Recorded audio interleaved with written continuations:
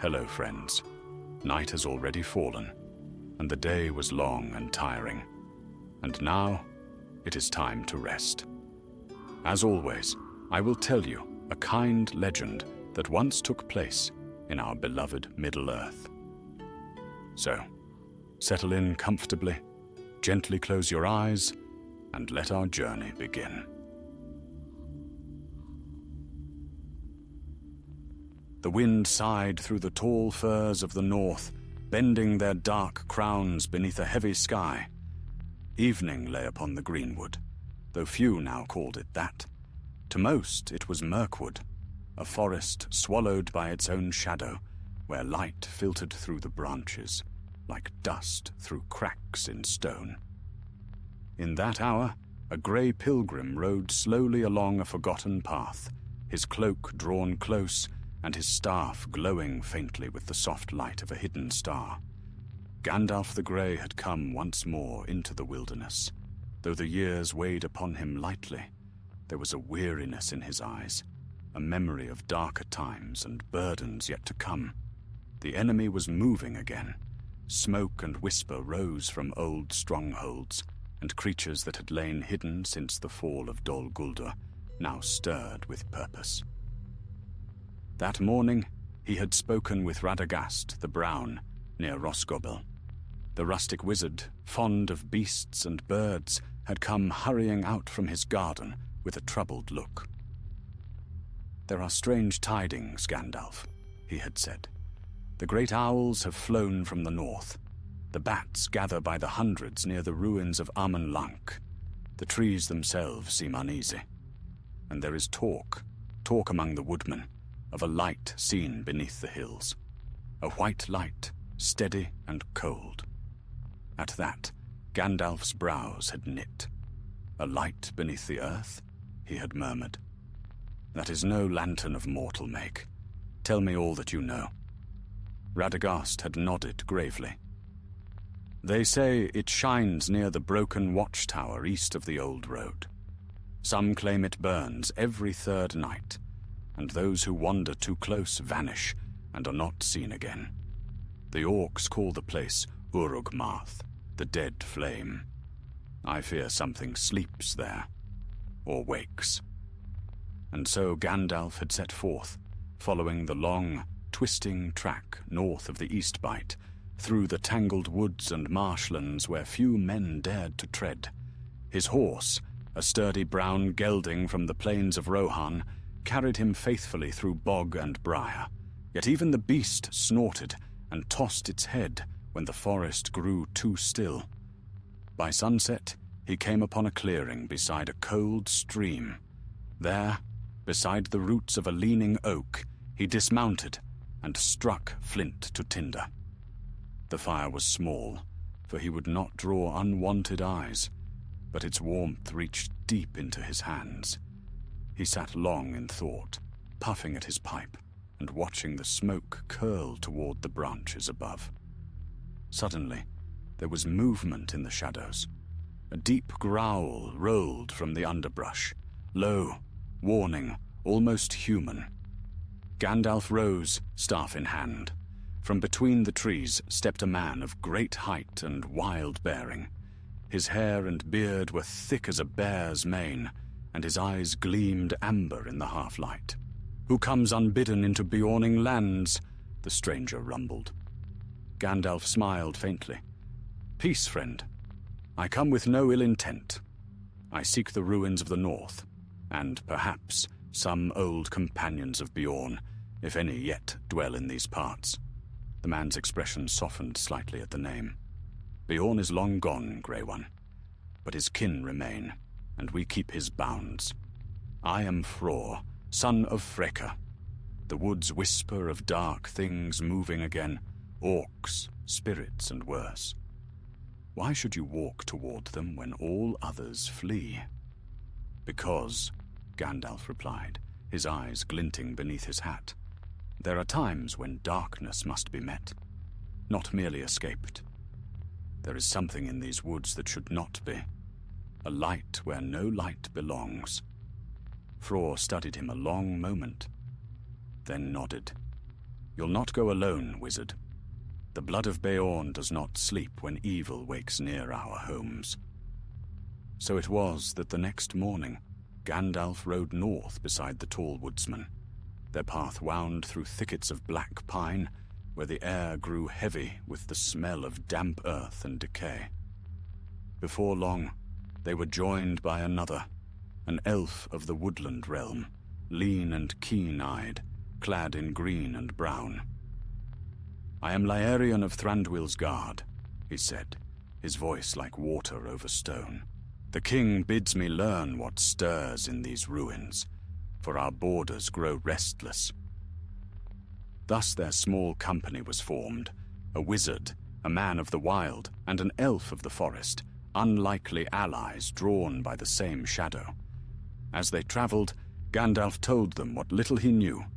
He spoke of a rumor from ancient days, of a shard from one of the lamps of the Valar, broken when the world was young, a fragment of pure light fallen into Middle-earth and lost through ages of war and ruin. "If such a thing truly lies buried here," he said, "Sauron will seek it.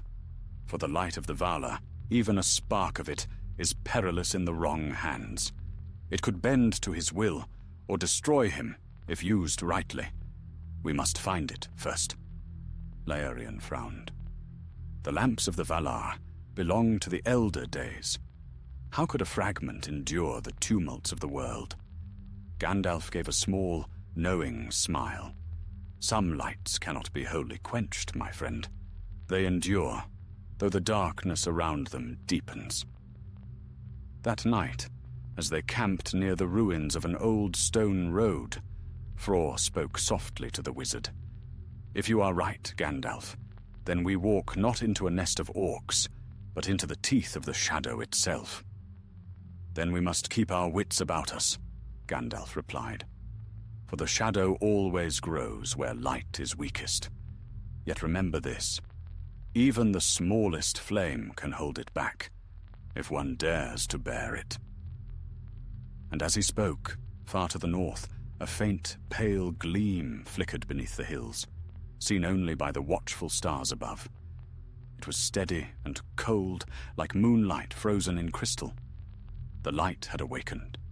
Dawn broke grey and heavy upon the land, spilling pale light through a mist that clung to every branch and hollow. The three travelers, Gandalf, Fror, and Laerion, rose from their damp bedding with little speech. The fire had long gone out, and their breath clouded in the chill. Somewhere in the distance, a wolf's howl trembled through the fog, fading into silence. They ate sparingly, dried meat, hard bread, and a sip of cold water from the stream. Then Gandalf struck his staff upon the ground, and a faint glow sprang forth at its tip, a silent ward against the gloom. "We must reach the ruins before dusk," he said. "The light that Radagast saw was said to shine at night. If it stirs again, I would see it with my own eyes." Their path wound deeper into the forest, where ancient oaks grew twisted and blackened by long years of shadow. Here and there they passed the remnants of old watchstones, cracked and moss-covered, their runes worn smooth by time. Once, long ago, these lands had been guarded by the Northmen of Rhovanion, but their towers had fallen when the shadow first spread from Dol Guldur. As they walked, Fror glanced uneasily about. "There is a stench on the air," he muttered, "like iron and death." Laerion lifted his bow.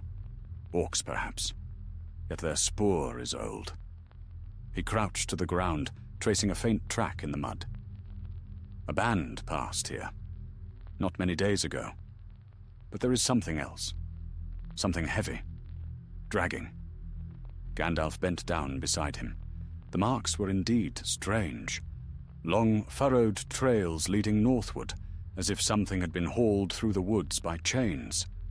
"Whatever it was," he said quietly, "it moved under watch. These are not the signs of wild creatures. Someone commands them." By noon, the forest began to thin, and the ground rose into stony hills. Through the mist, the travelers saw the outline of a ruin upon a low ridge, a broken tower of pale stone, half collapsed, with ivy crawling over its face like dark veins. The air grew colder as they approached, and even the birds fell silent. "There it stands," Laerion whispered. "The watchtower of Aemon Nor, though no one calls it that now. The woodmen say spirits haunt it." Gandalf's eyes were sharp beneath the brim of his hat. "Spirits or worse, stay close, and keep your courage about you." They climbed the slope in silence, every step stirring echoes among the stones. The tower had once been fair, a sentinel of the north, crowned with a beacon to warn of foes. But now it was blackened by fire, and strange carvings had been etched into its base. Circles within circles, marked by claw and knife, spoke of some dark worship. The stench of burnt offerings hung thick in the air. Fror's hand tightened around the haft of his axe. "This is no mere ruin," he said. "It's a den of evil." Before Gandalf could answer, a whisper drifted from the shadows. Soft, sibilant, like breath over glass. The wizard raised his staff, and a pale light blossomed, spilling across the courtyard. There, half hidden among the rubble, crouched a figure. It was a man, or what had once been one. His skin was grey as ash, his eyes dull and wide, his hands bound with rusted chains. He cowered at the sight of the light, shrieking as though burned. "Mercy!" he cried. "Do not bring the light here. It hurts, it hurts!" Gandalf stepped forward, his face grave. "Peace, friend. I bring no harm. Who are you?" The man shuddered and wept, his words broken by sobs. "A servant, a fool. We dug beneath the tower. We sought the flame. It called to us. The Fire Eye promised power, gold, life without end. But it was lies. All lies. Where is this Fire Eye now?" Gandalf asked, his voice stern yet not unkind. The wretch clutched his head, trembling. "Below. Below in the deep halls. It waits. It sees. It knows you, Grey One. It said you would come." A silence fell. Even the wind seemed to pause. Gandalf straightened slowly, his eyes dark with thought. "Then our path is clear," he said. "We go down." Laerion looked doubtful. "You mean to descend into the tower's vaults? That is folly." "Perhaps," Gandalf said softly. "But it is necessary. Evil breeds in secret places. If we do not face it, it will rise stronger than before." Fror spat into the dust. "Then let's be done with it." They left the wretched man near the broken gate, too weak to stand. He muttered and wept as they passed, calling warnings that made little sense, of eyes that burn without fire, and light that blinds the soul. Inside, the tower was a skeleton of stone. The stairs had long crumbled, and the floors hung in fragments like broken teeth. Yet beneath the ruin was a stair of newer make, cut roughly into the rock and leading downward. A foul draught rose from below, cold and damp as a tomb. Torchlight flickered on the walls as they descended. Symbols burned into the stone, crude likenesses of eyes, suns and spirals, marks of dark ritual. The air grew thick with the smell of smoke and rot. At last they came to a great chamber beneath the earth. There, in the center, stood a stone dais, and upon it a crystal shard, bright and pure, shining with the light of the stars. But around it crawled shadows, like living things, twisting and hissing in the glow. Laerion gasped. The relic. Gandalf's face was pale. A fragment indeed, one that should never have been found. Before they could draw near, a voice filled the chamber, deep, mocking and cruel. "So the Grey Pilgrim comes to meddle again." The shadows drew together, taking shape. A figure rose from the darkness, tall, robed, with eyes like twin embers. "You were too late at Dol Guldur, and you are too late here." The light will serve the master now. Thror lifted his axe, but Gandalf raised a hand. "You are no orc," he said quietly. "What are you?" "I was once of the flame," the being replied, its voice echoing from every wall. "A servant of the powers before the world was young.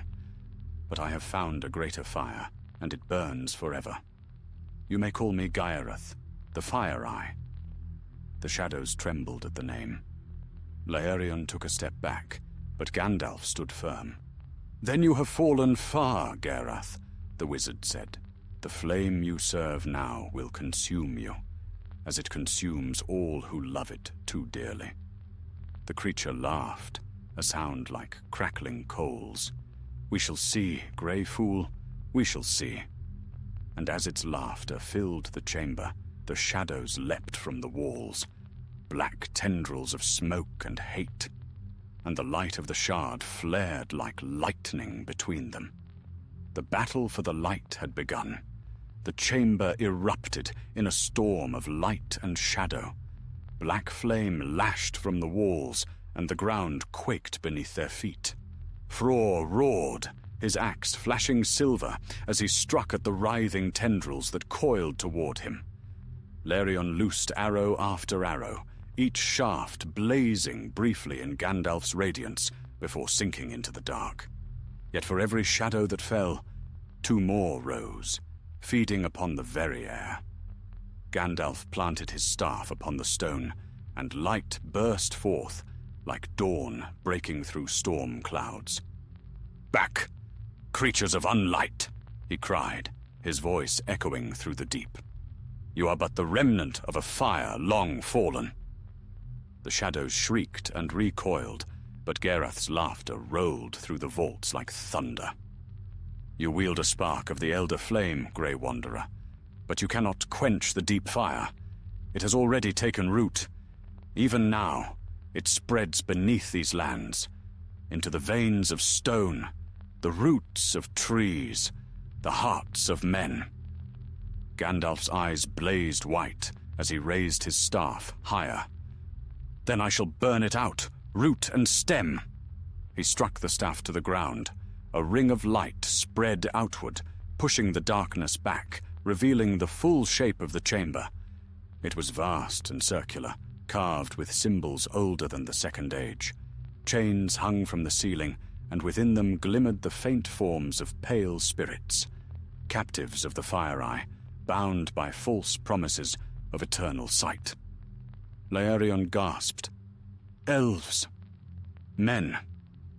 He has taken their souls."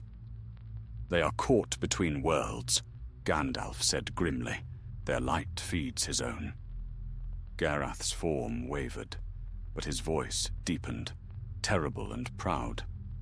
"Long I served the light of Ole, before your kind ever walked beneath the stars. I shaped the metals of the world, and the fire sang to me. Yet the Valar cast me out, for I saw the flame for what it was, power unending, not to be hidden beneath their order. Now I serve the true fire, the will that does not sleep." "The will of Sauron," Gandalf said. A hiss of laughter answered him. "He is but the flame's current master. I am its heart. Even his power burns dim beside the furnace I shall build." Thror bellowed a challenge and charged, swinging his axe. The blade struck Gaerath's shadowy form, splitting it like smoke. But the Fire Eye struck back with a searing bolt of flame. It hurled Thror across the chamber, slamming him into the stone. "Thror!" Laerion cried, running to his side. The Beorning groaned, dazed but alive. His beard was singed, and the haft of his axe smoked in his hands. Gandalf advanced, his robes whipping in the rising wind. The crystal shard upon the dais burned ever brighter, pulsing with an inner rhythm, as though it heard both voices calling to it, torn between them. The wizard's staff flared in answer, white fire meeting white light. "Gaerath," Gandalf said, his voice like a tolling bell, "the flame you worship is not your master, but your doom. You cannot bind the light of the west. It is not for the taking. Then it shall be unmade. The creature roared. The shadows converged upon the dais. The crystal shuddered violently, cracks running like veins across its surface. Gandalf leapt forward, his hand raised. No! With a cry that shook the cavern, he brought his staff down upon the stone. The crystal exploded in a burst of pure radiance, flooding the hall with blinding light. The shadows screamed as they were torn apart, and Gerath's form writhed and faltered, his voice rising in a howl of fury and despair. For a moment, there was only light, fierce, white, and endless. Then it faded, leaving only silence and the faint smell of ash. Gandalf stood upon the dais, breathing hard. His staff was dim now, the glow flickering low. Around him, the walls of the chamber were scorched and cracked. Of Gerath nothing remained but a smear of soot and the faint echo of his last words. The fire does not die. It waits. Larion and Fror climbed to their feet, their faces pale. "Is it done?" the elf asked. "For now," Gandalf said softly. "But the shard is gone. The light that was trapped within it has been released, freed to return to its source. Yet the shadow that touched it may linger. We must leave this place before the ruin collapses." They made their way up the stairs as the tower groaned around them. Stones fell, dust choked the air, and the last remnants of the cult's dark fire guttered and died. When they reached the surface, the first breath of night had fallen, cold, clean, and silent. The forest beyond was still, but not with fear. The heavy air had lifted, and a faint wind stirred the leaves like a sigh of relief. The stars were out again, bright and steady. Fror looked back at the ruin, now sinking into shadow. "So ends the Fire Eye," he muttered. Gandalf shook his head.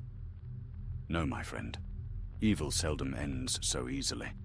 Gerath's master still moves in the east, and this was but one of his many hands." Larion's keen eyes followed the wizard's gaze. "Then the shadow grows again."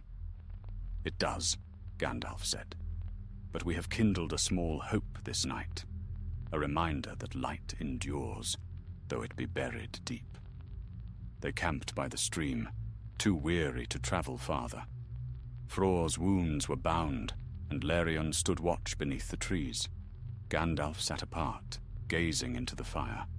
The flames reflected in his eyes, and for a long while he was silent. He thought of Radagast, of Dol Guldur's smouldering pits, of the gathering darkness beyond the mountains. Sauron's power was rising faster than he had feared, spreading its tendrils into every corner of Middle-earth.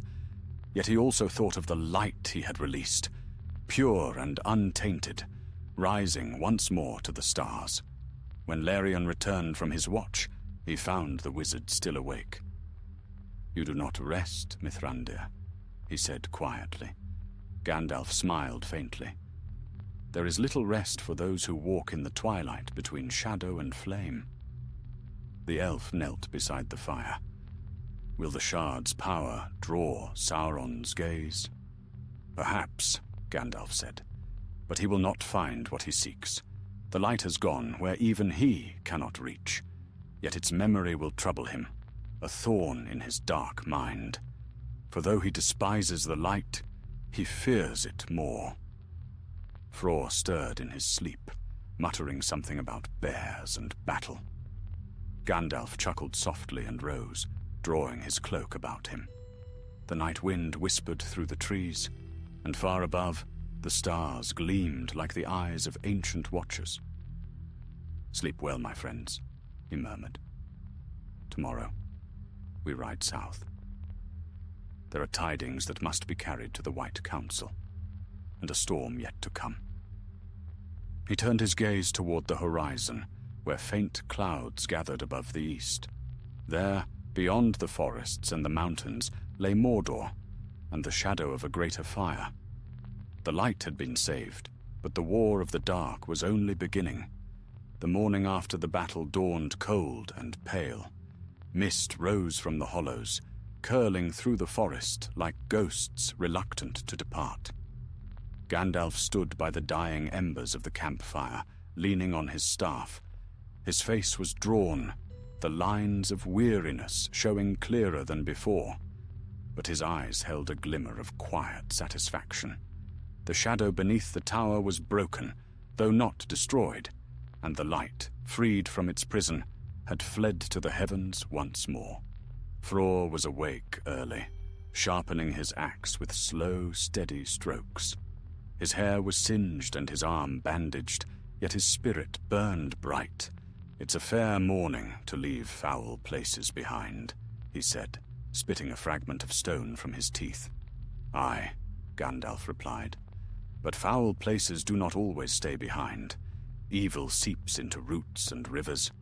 It hides in whispers. The memory of what was done here may sleep, but it will never truly die." Laerion the elf moved silently among the trees, scanning the horizon. His keen senses caught every movement of leaf and bird. "The woods feel cleaner now," he said softly, but the silence remains. "The beasts have fled too far. It will take time for the land to heal." "Time and light," Gandalf murmured. "Both are patient, but seldom swift." They broke camp at dawn's full bloom. Their road bent south and west, along an overgrown trail once walked by the Northmen. Moss and thorns covered what had been a proud highway of the realm of Rovanion. In its ruin lay the tale of ages, the rise of men, the fall of kingdoms, and the creeping advance of shadow. As they traveled, Fror spoke of Beorn, his great kin, who had once stood beside Gandalf and Thorin Oakenshield. "He told us of you," said Fror, his tone almost respectful. "Said you were a meddler with good intentions, too curious for your own safety." Gandalf smiled faintly beneath his beard. Beorn spoke kindly then. Many would say worse. Fror chuckled, though his mirth faded when he saw the wizard's grave face. "You think that spirit, that Maya, as you called him, might return?" "Gareth is unmade," Gandalf said. "But unmaking is not always the end. In this world, even the fallen may linger, as thought, as memory, as voice. He will not rise again in flesh, but his whispers may travel through dark hearts who yearn for power. Sauron gathers such remnants to his cause. At the name of Sauron, even Laerion shivered, though the elf's composure did not falter. "Our king watches the borders of Mirkwood," he said. "The darkness spreads more swiftly than before. We have slain orcs and wolves beyond the forest's edge, yet still they come. If Sauron's servants seek relics, such as the one we destroyed, we must send warning to Thranduil. And to Saruman," Gandalf added, "though I wonder now how well he listens. The council will meet soon, and I must bring them what tidings I can." They rode in silence for many miles. The forest gave way to open glades, golden with fading autumn leaves. The sun climbed high, but its warmth was thin, a weak comfort beneath the distant thunder of gathering clouds. By midday, they reached the edge of the forest and came upon an ancient barrow, half buried in the grass. Stones, carved with runes of forgotten speech, jutted from the soil like the teeth of giants.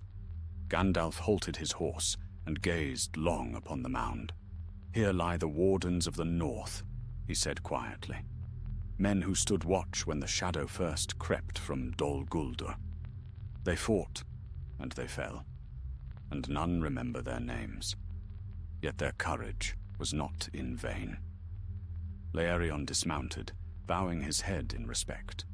Fror did the same, though he muttered, "If the dead could rise, we'd have better soldiers." "Be careful what you wish for," Gandalf said, his tone grave. "In the east, the dead walk, but not as friends." They continued southward as evening approached. A faint light glimmered on the horizon.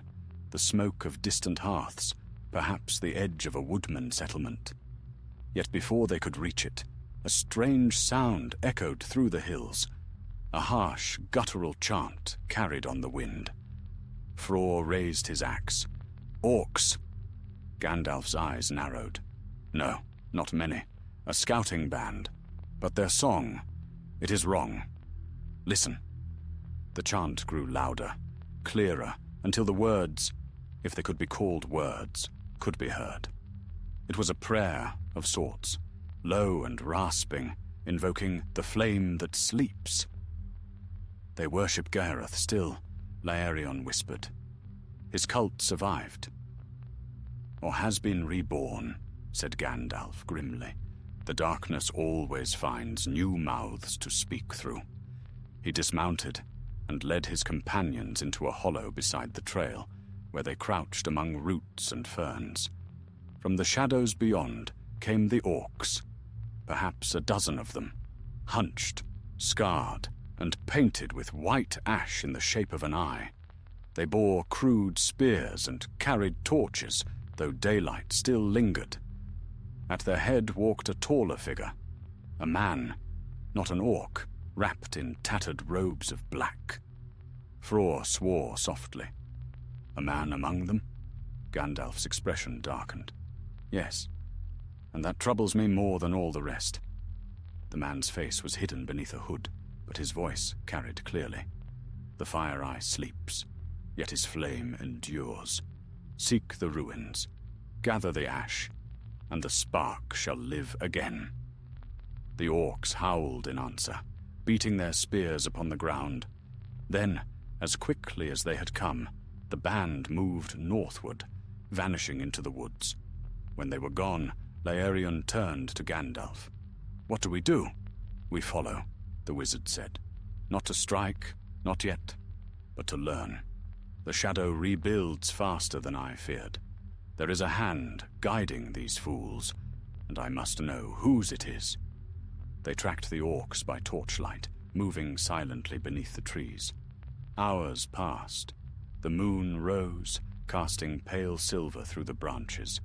At last, they came upon a clearing. And there they saw it, the ruin of the tower, black against the stars, standing once more. Not whole, not rebuilt by mortal craft, but risen.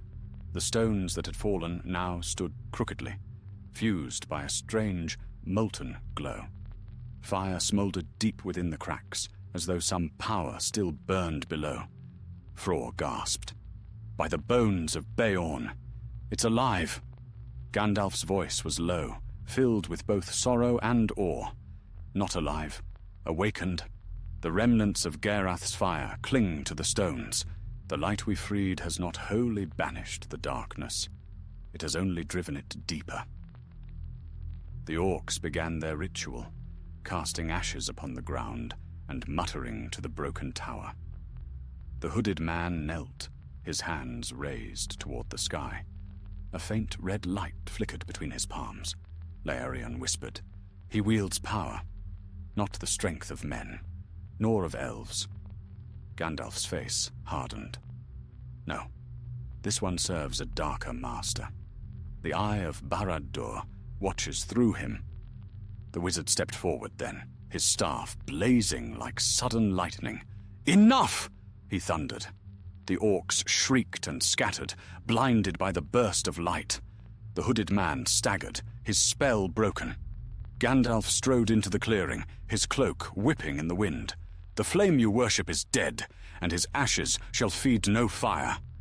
The man turned his face upward, pale, scarred, and mad with devotion. "You cannot kill the flame," he screamed. "The fire eye is eternal. His light shall burn where the sun fails." Gandalf lifted his staff high, and a great wind swept through the clearing.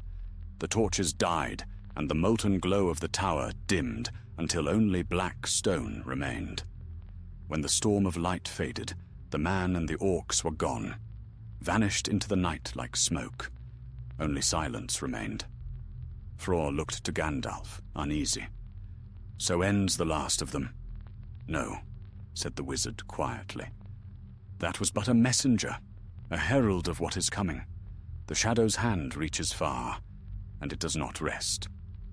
We have bought only a little time." He turned his gaze eastward, where a red dawn was rising, faint but fierce over the dark mountains. "The war for the light has only begun," Gandalf said, "and before it ends, even the brightest flame may gutter where the light ends." The days that followed were shrouded in grim silence. The tower's ruin stood far behind them, but its shadow clung to Gandalf's thoughts like a chill that would not fade.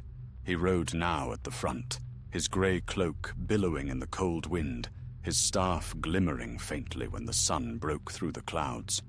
Behind him came Fror, strong and restless despite his wounds, and Larion, ever watchful, his keen eyes darting toward every movement among the trees. The land rolled slowly downward into wide, grassy vales, scattered with the ruins of old fortresses and barrows overgrown with heather. They passed through empty places once filled with laughter and the smoke of hearths, now silent, save for the wind and the cry of distant crows.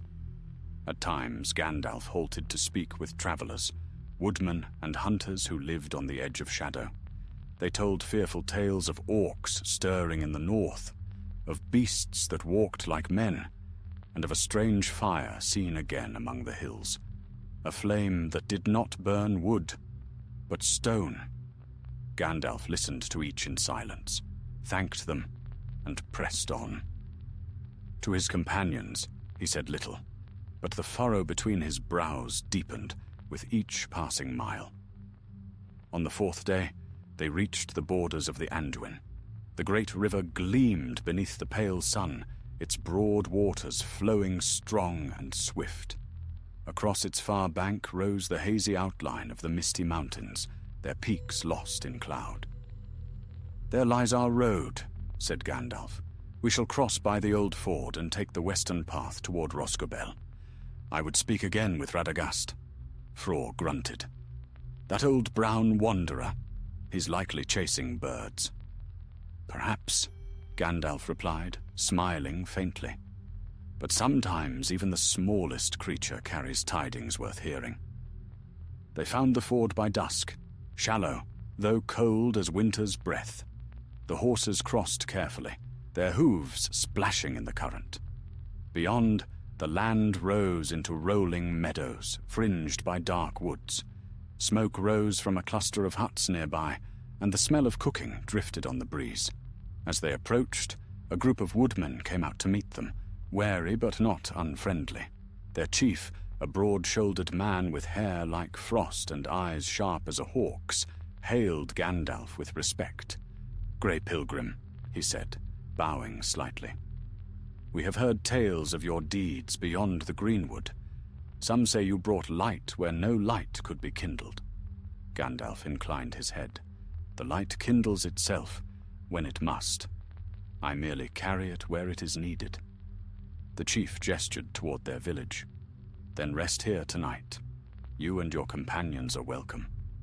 But beware. The nights have grown strange. The river whispers in tongues we do not know, and sometimes, when the fog rises, we see figures moving upon the water." Larion exchanged a glance with Gandalf. "Spirits?" he asked. "Or watchers?" Gandalf said quietly. "Let us see which." They accepted the man's hospitality and entered the settlement. It was a simple place, timber huts with thatched roofs, ringed by a stout wooden palisade. Children stared wide-eyed at the tall wizard, and old men nodded in silent reverence. Within the great hall, they were served stew and mead beside a roaring hearth.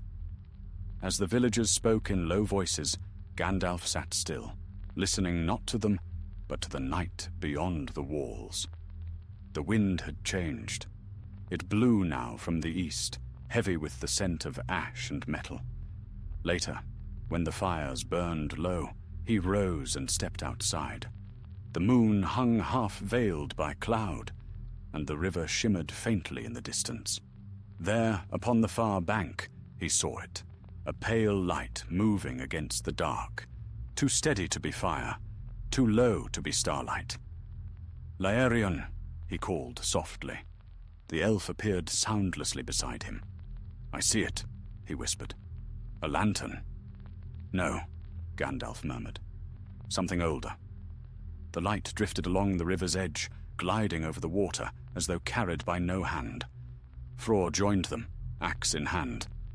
"By Beorn's beard," he muttered. "It walks on the river." Gandalf's face was grave. "It is no living thing. Stay your weapons. The dead have no fear of steel." They watched as the light came closer, and within it a shape took form.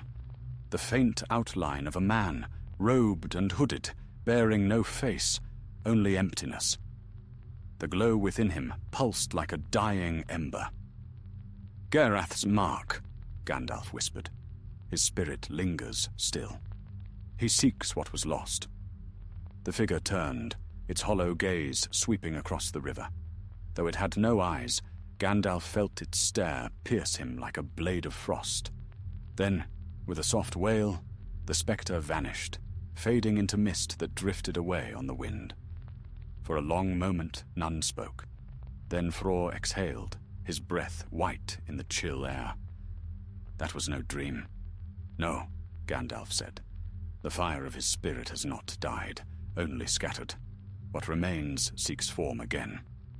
Laerion looked eastward. "Then our work is not done." "It never is," Gandalf said, turning back toward the hall. "But now we know the truth. What was unleashed beneath that tower was not bound to one place. The shadow spreads along the water. The Anduin bears its memory." That night, Gandalf did not sleep. He sat by the hearth, pipe in hand, watching the embers dim and flare. Visions passed before his eyes, of the river burning red under a darkened sky, of the mountains trembling, of fire consuming stone. And through it all he heard Gerath's voice, whispering faintly, "The fire does not die. It waits." At dawn they set out again. The villagers watched them go, offering blessings and farewells. The chief pressed a small charm into Gandalf's hand, a carving of a sunburst, worn smooth by years of use. "For light upon dark roads," he said simply. Gandalf thanked him, tucking it beneath his cloak. "Keep faith, my friend. The shadow rises, but it shall not have the last word." Their path took them west, through the tangled woodlands that fringed the river. Birds fled before them, and the undergrowth lay scorched in strange, circular patches. Once they found the carcass of a stag, blackened, though no fire had touched the trees. "This is no natural death," Laerion said, kneeling beside it.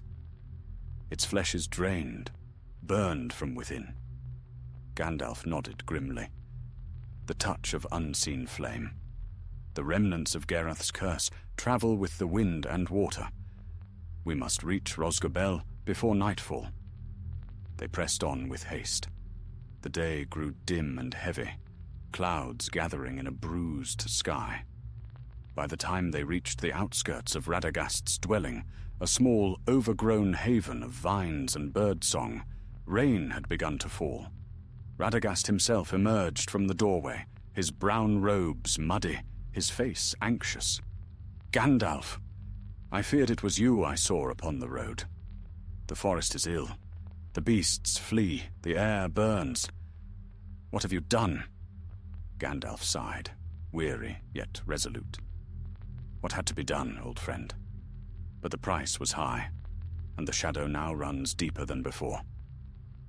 Radagast led them inside, shaking his head. "Then we must act quickly. The darkness seeps through root and stream alike. It may not stop at Mirkwood." Gandalf looked out into the storm. "No," he said softly. "It will not stop until it reaches where the light ends." And somewhere beyond the rain, far to the east, a great red eye opened and looked westward, seeing, knowing, and waiting. The rain fell without mercy. It drummed upon the roof of Radagast's cottage, upon the trees, upon the sodden earth that steamed faintly with the breath of hidden heat. Gandalf sat within the cluttered hall, where the smell of herbs and damp feathers mingled with smoke from a small fire. Shelves bowed beneath jars, cages, and curious roots. A great tawny owl blinked from the rafters, untroubled by the storm. Radagast the Brown moved anxiously about, fetching bowls of broth for his guests. "I've seen the birds flee before, Gandalf," he said, "but never like this. They fly as if the air itself burns them. The foxes dig deep burrows, and even the badgers do not sleep. Something has turned the very earth against its own children." "It is as I feared," Gandalf replied gravely. "The shadow beneath Amon Nor has broken its bounds. The spirit that called itself Gyreth may have fallen, but his malice seeps into the world like smoke through cracks. The rivers carry it, and the roots of trees draw it down. Soon the sickness will reach even your borders." Radagast wrung his hands, his brow furrowed beneath tangled hair. "It began with fire, and now the rain carries ash. I found birds whose feathers were scorched from within, not by flame, but by some heat that dwells in their hearts. Such things were not made by Sauron's will alone. This is older, deeper." Gandalf nodded. A remnant of the first flame, perverted and bound to darkness. The Valar themselves could not wholly destroy it when the lamps fell. Now, after countless ages, it stirs again. Larian stood by the window, peering through the grey drizzle. "If this corruption spreads through the water and the root, it will soon touch the Elven King's halls. Thranduil must be warned." "And he shall be," Gandalf said. "But more must be done than warning. We must find where the power gathers, the place where the fire seeks to be reborn." Radagast looked at him with a mix of fear and wonder. "You mean to follow it? Gandalf, even the beasts flee its scent. It is no path for mortal foot or wizard's staff." The grey pilgrim's eyes gleamed faintly beneath his hat. "And yet it must be walked. The light cannot end here, old friend. Not while the shadow grows unchecked." A silence followed, broken only by the sigh of the wind. Then Fror, who had been silent for long hours, struck the table with the flat of his hand. "Then I'll go too," he said. "If the world's burning, I'll not sit idle while it happens." Radagast frowned deeply. "You, a Beorning, have fought orcs and beasts. But what burns beneath the ground is not made of flesh. It devours spirit as flame devours kindling." Fror only grinned through his beard. "Then it will find my spirit has teeth." Gandalf chuckled softly, though his eyes remained troubled. "Courage is not in short supply among Beorn's kin. Yet we will need more than courage. We will need to find where the rivers meet the fire." "The Anduin's source," said Larian suddenly, "in the north, beyond the greenwood's edge, where the mountains cradle the river's birth." Gandalf turned sharply to him. "Yes, the source. The water that bears the corruption began there. If the taint can be cleansed, it must be done at its beginning." Radagast paled. "You would go north of the forest, into the high fells. That place is haunted even in sunlight." "I have walked in worse darkness," Gandalf said, "and if we do not act, soon the whole of Mirkwood will burn from beneath." Before dawn they set out once more. Radagast gave them provisions, bread wrapped in leaves, flasks of clear water, and herbs to ward off weariness. "I will send word to Thranduil and to the eagles," he said. "If you do not return, they will know where to look." "Thank you, my friend," Gandalf said. "Guard your home well, and keep the light burning. It may yet be the last beacon of these woods." The rain had lessened to a drizzle, though the air remained heavy and close. They followed the forest paths northward, where the trees grew tall and black, their trunks gleaming wet as iron. Mist drifted low among the roots, and strange whispers rose from the hollows. At times they saw movement between the trees, flickers of pale shapes that vanished when looked upon directly. Once, Larion halted and pointed. "There," he murmured, "in the mist." Through the gloom, Gandalf saw what seemed a host of faint forms. Men and women, their faces wan and empty, drifting through the wood like fallen leaves. Their eyes glimmered faintly, as though some spark of light still lingered within. "Spirits of the fallen," Gandalf said softly, "bound to the fire that consumed them. They wander, neither in life nor in peace." "Then let them rest," said Fror grimly, and he bowed his head. The spirits did not linger long. One by one they melted into the fog, leaving only silence behind. For 2 days they pressed on, climbing into the northern highlands where the trees gave way to wind-swept moors. The air grew colder, the sky clearer. Snow clung to the peaks in the far distance, and from them the sound of rushing water reached their ears, the young voice of the Anduin. When they came at last to its source, they beheld a sight both fair and strange. A spring poured from the side of a great black rock, clear as glass, yet within its depths burned a faint red glow. The ground around it was warm to the touch, and tendrils of steam rose into the cold air. Larion knelt beside the water. "Even here," he whispered, "the fire sleeps beneath the flow." Gandalf stepped forward, his staff gleaming faintly. "So this is where it began." He touched the water with his fingers and drew them back sharply. "Hot as a forge, the flame runs deep." Fror frowned. "What can be done with fire that hides beneath the river?" "Only one thing," Gandalf said quietly. "The fire must be quenched at its root. The light of its making must be turned against it." He reached within his cloak and drew forth the small sunburst charm the woodman had given him. It glowed faintly in his hand, warm and golden. Holding it above the spring, he began to speak words in a tongue older than the world, soft and steady, like the murmur of the river itself. The wind stilled, the mist drew close, and the glow within the spring flared bright red, boiling like molten glass. Fror stepped back, shielding his eyes. Larion notched an arrow of white ash, though he knew not what foe it would find. Then, from the heart of the spring, a voice spoke, faint and cold. "You would bind the flame again, Grey One. You cannot.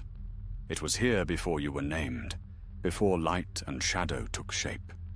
It will be here when all else is ash." Gandalf's voice rang clear in answer. "Then let it burn me if it must. But it shall not take the world again." He cast the charm into the spring. There came a sound like thunder, and light burst upward. Red, white, and gold mingled together. The ground shook, the mountains echoed, and for a moment the world seemed to hold its breath. When the glare faded, the water ran clear and cold. The red glow was gone. Steam rose no longer, and the stone beneath their feet was cool. Fror let out a long breath. "Is it done?" Gandalf sank to one knee, weary but smiling faintly. "For now," he said. "The fire sleeps again, quenched where it was born. But remember this, my friends. Light and darkness do not die. They only change places." They turned south again, and as they went, the first true sunlight in many days broke over the peaks. It struck the river, setting it to glittering, and the air felt clean and new. Yet far to the east, unseen beyond the mountains, a single thread of red smoke coiled skyward, twisting like a serpent. It drifted toward Mordor, where a darker fire awaited. And deep within his heart, Gandalf knew this was not the end. It was but another beginning upon the long road to where the light ends. The journey southward from the mountain springs was long and silent. Days passed beneath skies of changing hue, grey at dawn, gold at noon, and deep indigo when night fell. The companions rode along the banks of the young Anduin, where the water ran cold and bright, whispering over the stones. The taint that had burned within it seemed gone, yet Gandalf's heart was not eased. He had seen too often how evil, though broken, could rise again in some new form. The land here was fair, though scarred by time. Pines clung to the ridges, and meadows rolled down into shadowed valleys where deer moved quietly among the ferns. Birds sang again, faint and cautious, as if testing the air. There was peace, but a fragile one. On the third evening they made camp beneath a tall oak whose roots gripped the riverbank like the fingers of a giant. Fror gathered wood and struck flint, while Larian went to fetch water. Gandalf sat alone by the growing fire, deep in thought. The staff across his knees gleamed softly in the firelight, as though it held a secret flame of its own. At last Larian returned, his face troubled. "The river runs cold again," he said. "But I found strange tracks upon the shore, heavy, clawed, and deep. Not wolf, not orc. Something older." Gandalf looked up sharply. "Older?" The elf nodded.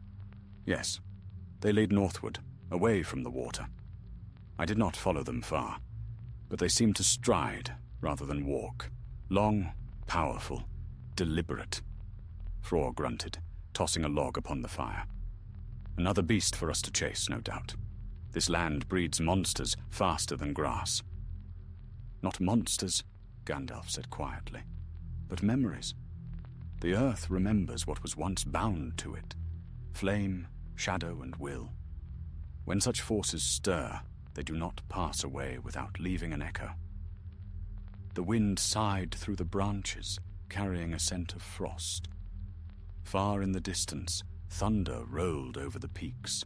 The storm was coming down from the north. When they slept, Gandalf did not. He sat watching the fire burn low, listening to the river's murmur. In its sound, he seemed to hear whispers, faint voices, like those of the spirits they had seen in the wood. And through them, one voice clearer than the rest. "You cannot quench what was never lit by hand." He rose, pacing the riverbank, until dawn's grey light filtered through the mist. The others stirred as he returned. "We ride at first light," he said.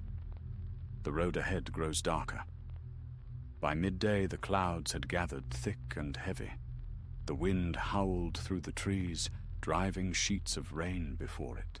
They pressed onward, cloaked and hooded, until the path brought them to a valley where the river widened into a long, shallow lake. Upon its far side rose cliffs of black stone, sheer and jagged like broken spears. "This place was once called Ether Morn," Larian said. "It was the northern gate of the Sylvan folk in ages past. The caves beyond the cliffs were dwellings once. Now they are tombs." Even as he spoke, lightning split the sky, casting white light upon the cliffs. For an instant, Gandalf thought he saw figures upon the heights, tall and unmoving, like statues. But when the thunder passed, the shapes were gone. They took shelter beneath an overhang of rock, their cloaks dripping. Fror kindled a small flame, shielding it with his hands. "If this storm worsens, we'll not cross the valley till morning," he said. Gandalf nodded, though his gaze was fixed upon the lake. "Something stirs beneath the water," he murmured. Indeed, the surface of the lake trembled, though no wind touched it. Rings spread outward, slow and widening, and then a faint glow rose from its depths, red as an ember seen through smoke. Larion drew his bow, though he knew it was useless against such a light. "Again?" he whispered. "I thought we had ended this." "So did I," said Gandalf, and his voice was weary. "But the fire is cunning. It flees what it cannot conquer. It has found a new vessel, perhaps born of the earth itself." The glow brightened until the whole lake shimmered with crimson light. Then, with a roar that drowned even the storm, the surface burst open. A column of flame shot skyward, twisting into shape, a shape that half resembled a man, half the storm itself. Thror leapt to his feet, axe ready. "By the mountain's bones!" "Stay back!" Gandalf cried. He strode forward, planting his staff upon the rock. White fire leapt from its tip, meeting the red blaze in midair. Steam hissed and rolled in great clouds, and the air filled with a terrible sound, the mingled cry of wind, water, and living flame. The fiery shape spoke, its voice echoing across the valley. "You cannot bind me again, grey wanderer. I am the flame's memory, its breath upon the water. I am what remains when all else is ash." "Then you are but shadow," Gandalf answered, "and shadow has no power against the light." He lifted his staff higher, and lightning struck it from the heavens. The bolt coursed through him like a spear of fire, yet he did not falter. The blast met the red flame head-on, and for a heartbeat, the valley was filled with brilliance brighter than the sun. When the light faded, the lake was still. Smoke drifted over its surface, and rain hissed upon the rocks. Gandalf sank to one knee, gripping his staff. His face was pale, his breath short. Thror ran to him. "Are you hurt?" "No," Gandalf said softly. "But it was no phantom. The fire's essence has taken to the water. A spirit without shape, yet hungry for one. I have driven it back, but not destroyed it.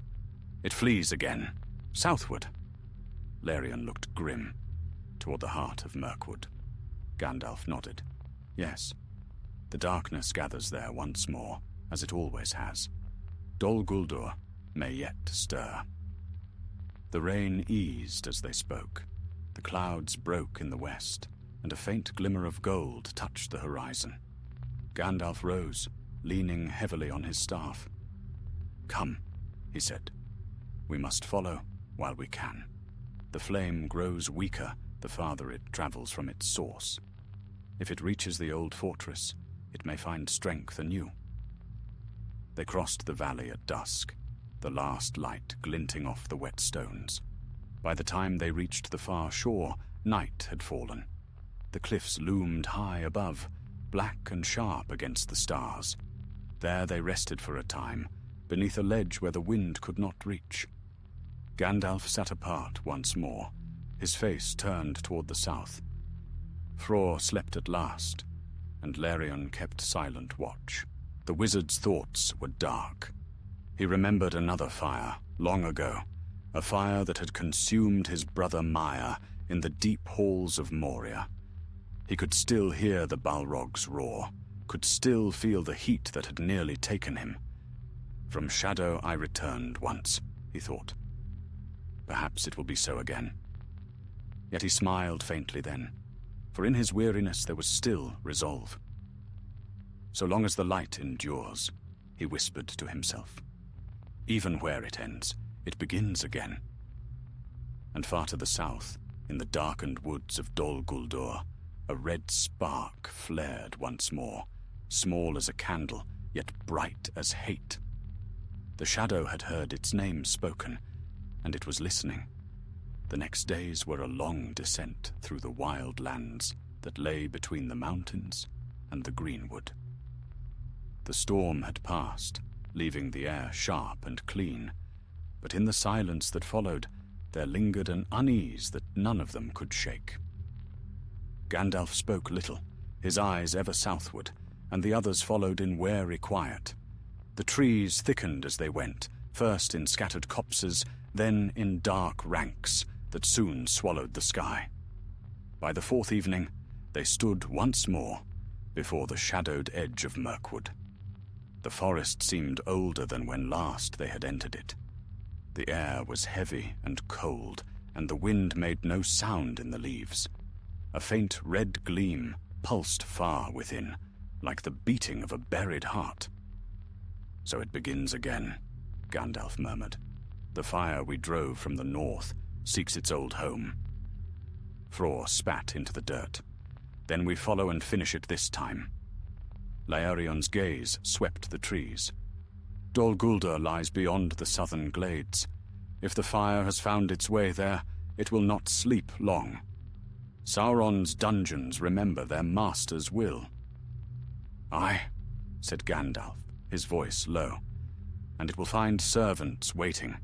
Even if Sauron himself has fled to Mordor, his shadow still lies thick upon this place. We go carefully, not with haste, but with watchful hearts." They passed beneath the trees, where twilight never lifted. The roots rose like serpents from the soil, and the smell of damp rot filled the air. Every sound seemed swallowed, and even the clop of their horses' hooves faded to nothing. Fror muttered softly under his breath, some rough song of the Beornings to keep his courage. Laerion moved like a ghost, his bow ever in hand, his keen eyes darting from shadow to shadow. After 2 days' slow travel, they reached the old forest road, long since broken and half buried under moss. Here they found signs of passage, tracks of many feet, both man and orc, leading east. The prints were fresh. "Not mere wanderers," said Laerion. "A war band, or perhaps a gathering." Gandalf crouched and touched the ground. "They march with purpose. And see here, the earth is scorched. They bear torches, though the forest needs none. The fire guides them," Fror growled low. "Then they follow the same trail as we."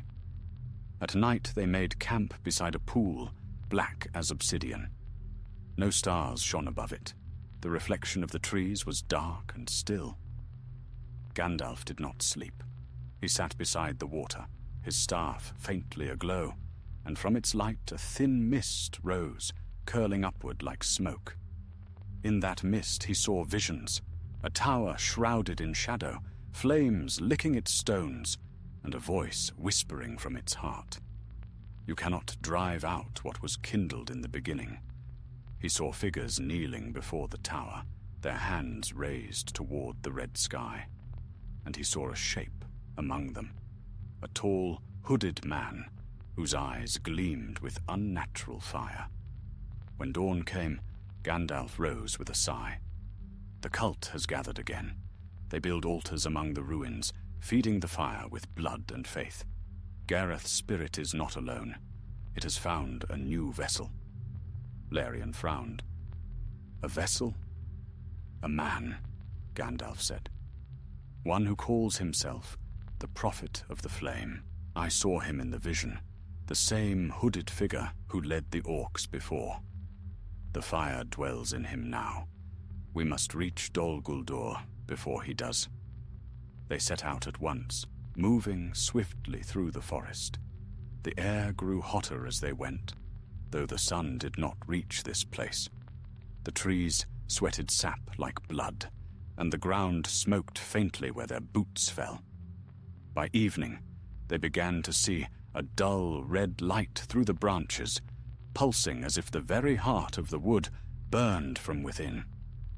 Dol Guldur rose before them like a black crown upon a hill. Its towers, long abandoned, now glowed faintly from within, and smoke curled from the cracks in its walls. The gates hung broken, and strange symbols were scrawled across the stones, spirals and eyes drawn in ash and blood.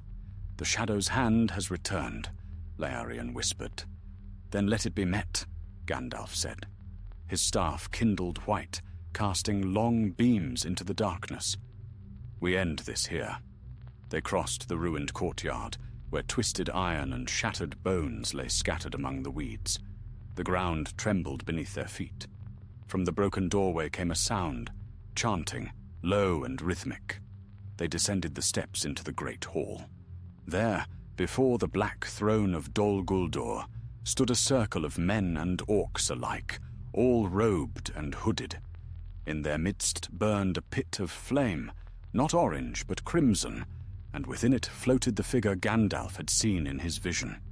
He was tall and thin, his flesh pale as bone, his eyes burning with light like molten gold.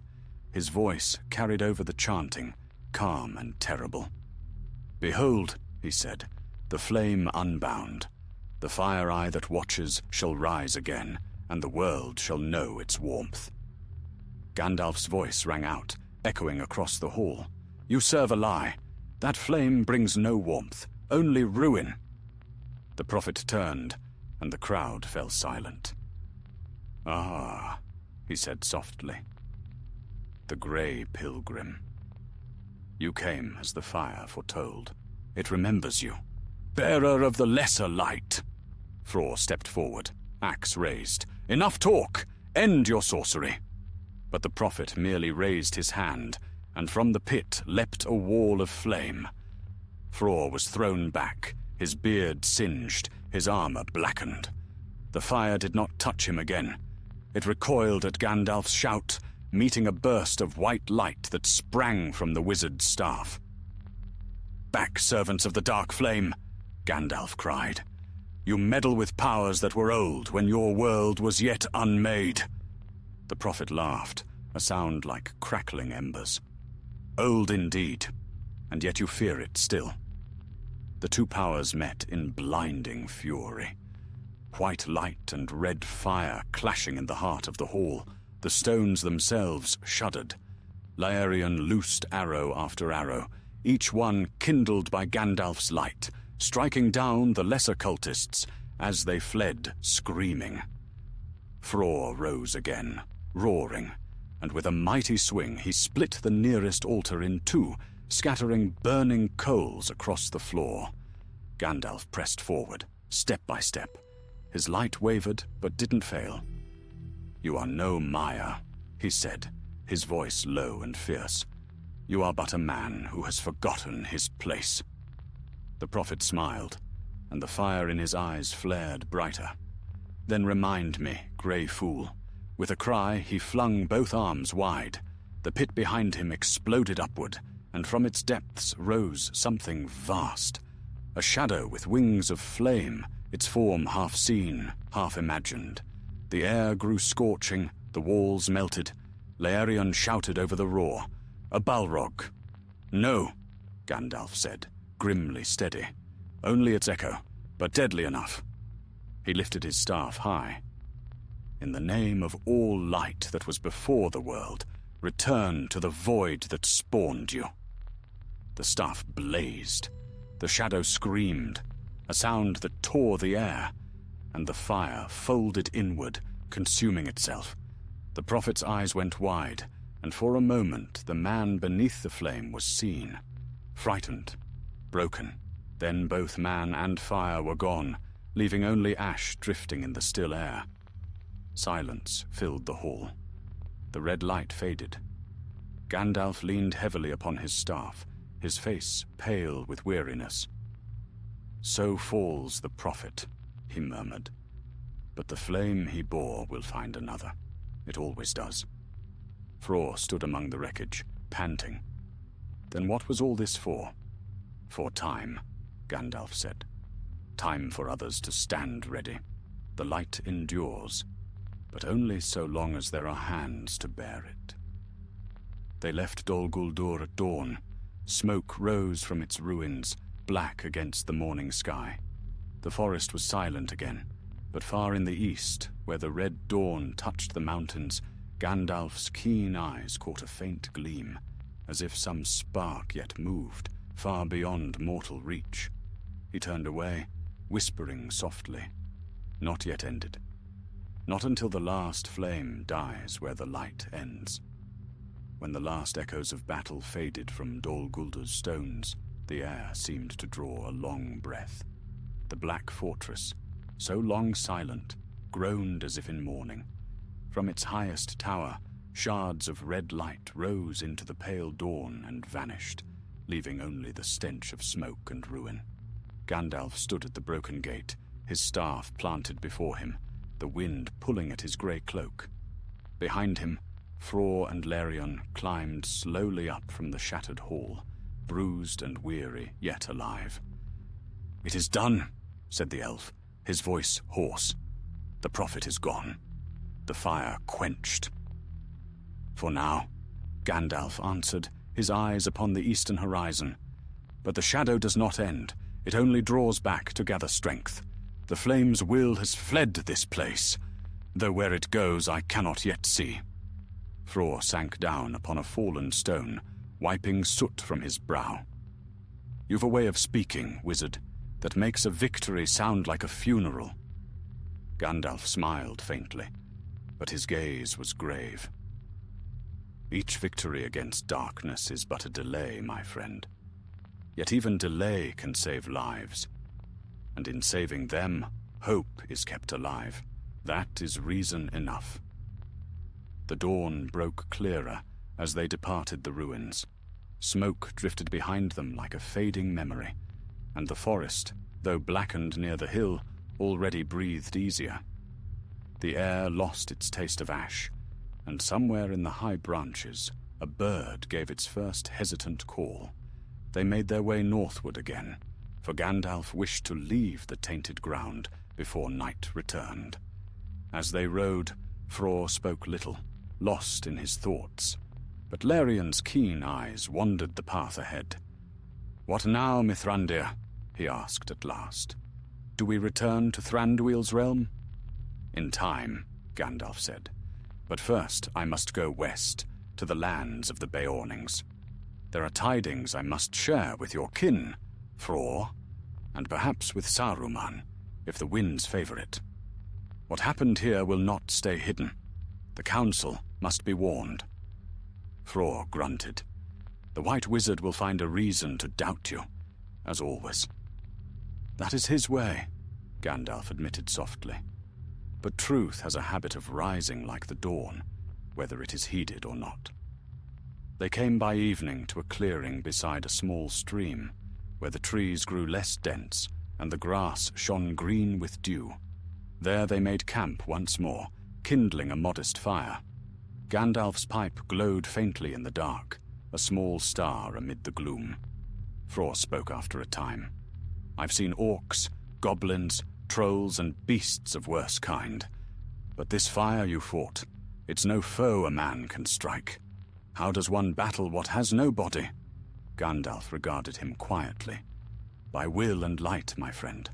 Flame without form feeds on fear and despair. To fight it, one must give it nothing to burn." Fror gave a low whistle. "A hard thing, when the world itself burns." Gandalf nodded. "Indeed." Larion lifted his gaze to the night sky, where the stars shone bright and cold. "In my youth, my father told tales of the lamps of the Valar, mighty beacons that lit the world before the sun and moon. You said this fire was born of that light. Is it true?" The wizard's eyes glimmered beneath his brows. "Yes. When the world was young and still unshaped, the Valar set 2 lamps upon tall pillars, Iluin in the north, Ormol in the south. But Melkor, the first Dark Lord, broke them. Their flames fell to the earth, mingling with its substance. From that mingling came both beauty and peril. The Fire-Eye, Gaerath, was born of that ruin, a lesser spirit, twisted by desire to master what was not his to hold. So this darkness, Laerion said, is as old as the stars themselves." "As old as the world," Gandalf replied, "and it will not end while the world endures." They sat in silence after that, the only sound the whisper of the stream and the sighing of the wind through the trees. Gandalf's thoughts wandered eastward, toward the plains of Rhovanion, where rumor said riders were gathering under strange banners. He feared that the corruption they had faced might yet find new hosts among the hearts of men. When dawn came, they broke camp and took to the road once more. The forest thinned, and soon they reached the eaves of Mirkwood, where sunlight at last fell unhindered upon the grass. Frore breathed deep, as though tasting life anew. By the Maker, I'd forgotten what clean air was like. Larian smiled faintly. And I, what light truly looks like. They followed the river road until noon, when they came upon a small hamlet of woodmen, a cluster of huts surrounded by tilled fields. Smoke rose gently from the chimneys, and children played by the water's edge. Yet as the travelers approached, the folk grew wary, for Gandalf's presence was known to them only by rumor. A man stepped forward, broad-shouldered and fair-haired, with a bow in hand. "Strangers are rare in these parts," he said, "and wizards rarer still." Gandalf inclined his head. "Peace, friend. We seek only rest and word of the world. Has aught troubled you of late?" The man hesitated, then nodded toward the east. There were lights upon the sky 2 nights past, red as blood, flashing over the forest. My hounds howled till morning. We thought it the work of dark powers. "You thought rightly," Gandalf said, "but that fire is ended here. If it rises again, it will not be in these woods." The man frowned. "And you ended it?" "With help," Gandalf said simply. "But tell your people this. Though the forest sleeps, keep watch upon the river. Evil travels in small streams before it finds the sea." That night they were given shelter and food.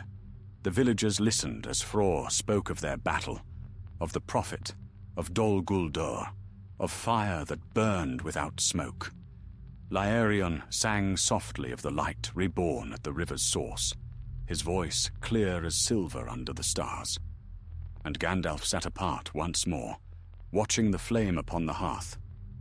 When all had gone to sleep, he rose and stepped outside. The night was still. In the east, beyond the dark line of the forest, a single star shone red, faint but steady. Gandalf frowned. "I know your patience, old enemy," he murmured. "You wait and gather while we weary ourselves with victories. But your time will come, and so will ours." Larion's voice came softly from behind him. "Do you think it truly gone, this fire?" Gandalf turned, and in the starlight his face seemed older than the hills. "No, it was never only a flame. It is the hunger for light twisted to domination, and that hunger lives in every dark heart. The prophet is dead, but others will take up his cause. And when they do, we must be ready." "Then we go to Thranduil?" "In time," Gandalf said. "But first I must ride west. There are those in Isengard who must hear what was awoken. The White Council must gather once more." Frore appeared in the doorway, his great axe upon his shoulder. "Then what of us?" "You will go north," Gandalf said kindly. "Tell your kin the forest breathes again. Let them guard its borders, for the shadow will return in its hour. It always does." The Beorning nodded solemnly. "Aye then. We'll be ready."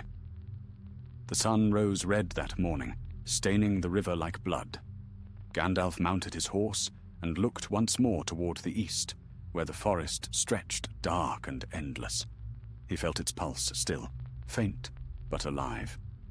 Then he turned his face westward and rode, the grey figure fading into the golden light. Behind him, Mirkwood slept in uneasy peace, and far beyond sight, deep under the mountains and ash of the east, a whisper stirred, a voice ancient and patient, murmuring through stone and fire. Where the light ends, the shadow begins. And in that place, the next chapter of darkness waited. The western road wound along the broad valley of the Anduin, a river now freed from the strange corruption that had haunted its upper waters. Autumn lay upon the land, the air crisp, the leaves bright as embers where the sun touched them. Gandalf rode at a steady pace, his cloak billowing behind him like a drifting cloud. His companions had taken their separate paths. Larion had turned east toward Thranduil's halls, and Fror north to the country of his kin. Alone now, the grey pilgrim moved toward Isengard and the council that awaited. For many days he traveled in silence. The world was at once peaceful and uneasy, as though beneath its calm surface something vast and restless stirred. He passed shepherds tending their flocks upon the green plains, traders moving south with carts of grain, and rangers who hailed him with quiet respect. Yet everywhere he went, he felt eyes upon him, though no enemy showed itself. By the seventh day, the towering peaks of the misty mountains loomed to his right, their crowns silvered with early snow. He turned his gaze west, where the long vale of Isen spread toward the sea, and at last the dark ring of Isengard rose from the plain, proud and still, its black tower glinting cold in the morning light. Orthanc, the fortress of Saruman the White. Gandalf approached its gates and was greeted by guards in white livery who bowed low, though uneasily. Their captain led him across the courtyard where fountains murmured softly among the stone. "The Lord Saruman awaits you in the high chamber," the man said. "He has expected you these many days." "I do not doubt it," Gandalf replied. He climbed the long stair and found Saruman standing before the great windows, his white robes gleaming, his staff of polished crystal in hand. His dark hair fell to his shoulders, and his eyes shone with keen light. "Welcome, my old friend," Saruman said, turning with a smile. "The wind speaks of your deeds in the north. You have been busy, I hear, stirring ashes that might better have been left cold." Gandalf inclined his head slightly. "If they were only ashes, I would have left them, but the fire beneath still burns. Dol Guldur stirs again, and not by Sauron's direct hand. Something older, something born of the same ruin that once kindled Morgoth's pride, has awakened." Saruman's brow lifted. "Ah, yes, I have heard whispers of your fire eye. A fallen Maya, was it not? You have a talent for finding such creatures, Gandalf." "It found me," Gandalf said evenly, "and it will find others, unless we act." The spirit was bound to a mortal vessel, a man who called himself the Prophet of the Flame. When I struck him down, the fire fled, but I fear it has not vanished entirely. It seeks new fuel. Saruman's gaze sharpened. "And you think it connected to the enemy, to Sauron himself?" "I do not think. I know," Gandalf answered. "The fire's whispers were of a master who waits in the east. Perhaps Sauron seeks to gather the remnants of the ancient light to his service, bending what was once pure to his will." The White Wizard turned away, his hands clasped behind him. "The Valar's light cannot be captured by such means. You overestimate his craft, and perhaps your own importance. These small disturbances are but echoes of the greater storm, and that storm will be met in due time. Let us not waste strength chasing shadows." Gandalf's eyes glinted beneath his brows. "Shadows have a way of growing when left unheeded." Saruman smiled faintly. "Ever the wanderer, ever the warrior. You bring tales of fire and ruin, and yet the world still turns. If Sauron rises again, he will find Isengard prepared. My studies in the lore of power continue. There are greater weapons than light and flame, if one has the wisdom to wield them." There was something in his tone, a chill, like frost beneath silk. Gandalf's heart tightened. "Be careful of the weapons you study, old friend," he said softly, "for even wisdom may be consumed by what it seeks to master." Saruman's gaze flickered, sharp as glass. "I am not so easily burned. The fire you fear may prove useful if we learn to bind it." Gandalf said nothing. The The silence stretched between them like a drawn bow. At last he inclined his head. "Then I will trouble you no longer. But mark me, Saruman. The fire that pretends to serve can never be mastered. It serves only itself." He turned and descended the stair. The guards opened the gate for him without a word, and soon the great ring of Isengard lay behind him. Outside the walls he halted upon the plain, looking back. Smoke drifted faintly from one of the high chimneys, a pale thread against the bright sky. Gandalf frowned. The air smelled faintly of metal and oil, not of wood or hearth fire. Something new was being forged within those walls, and he feared it was not wisdom. He rode south that night, the wind cold upon his face. At the first light of dawn he crossed the fords of Isen and turned eastward, following the long road toward Rohan. The plains were wide and golden, the grass rippling like water beneath the sun. Yet even here, where the world seemed open and free, he could feel the weight of what was coming. That evening, as he camped beside a grove of birch, a shadow fell across his fire. He looked up to see a great shape descending from the clouds. An eagle, vast and proud, its feathers glinting silver in the fading light. "Gwaihir!" Gandalf exclaimed. The Lord of the Wind alighted upon the ground with a rush of air, folding his mighty wings. "Mithrandir," the eagle said, his voice deep and sonorous. "Radagast sends tidings. The forest sickens again. The waters you cleansed now run red with strange light. Something moves beneath the earth, a fire that has no smoke." Gandalf's face grew grave. "So soon? The brown wizard believes it has fled eastward, beyond Mirkwood's roots, perhaps into the mountains themselves." Gandalf nodded slowly. "Then it seeks the deep places, where ancient things sleep.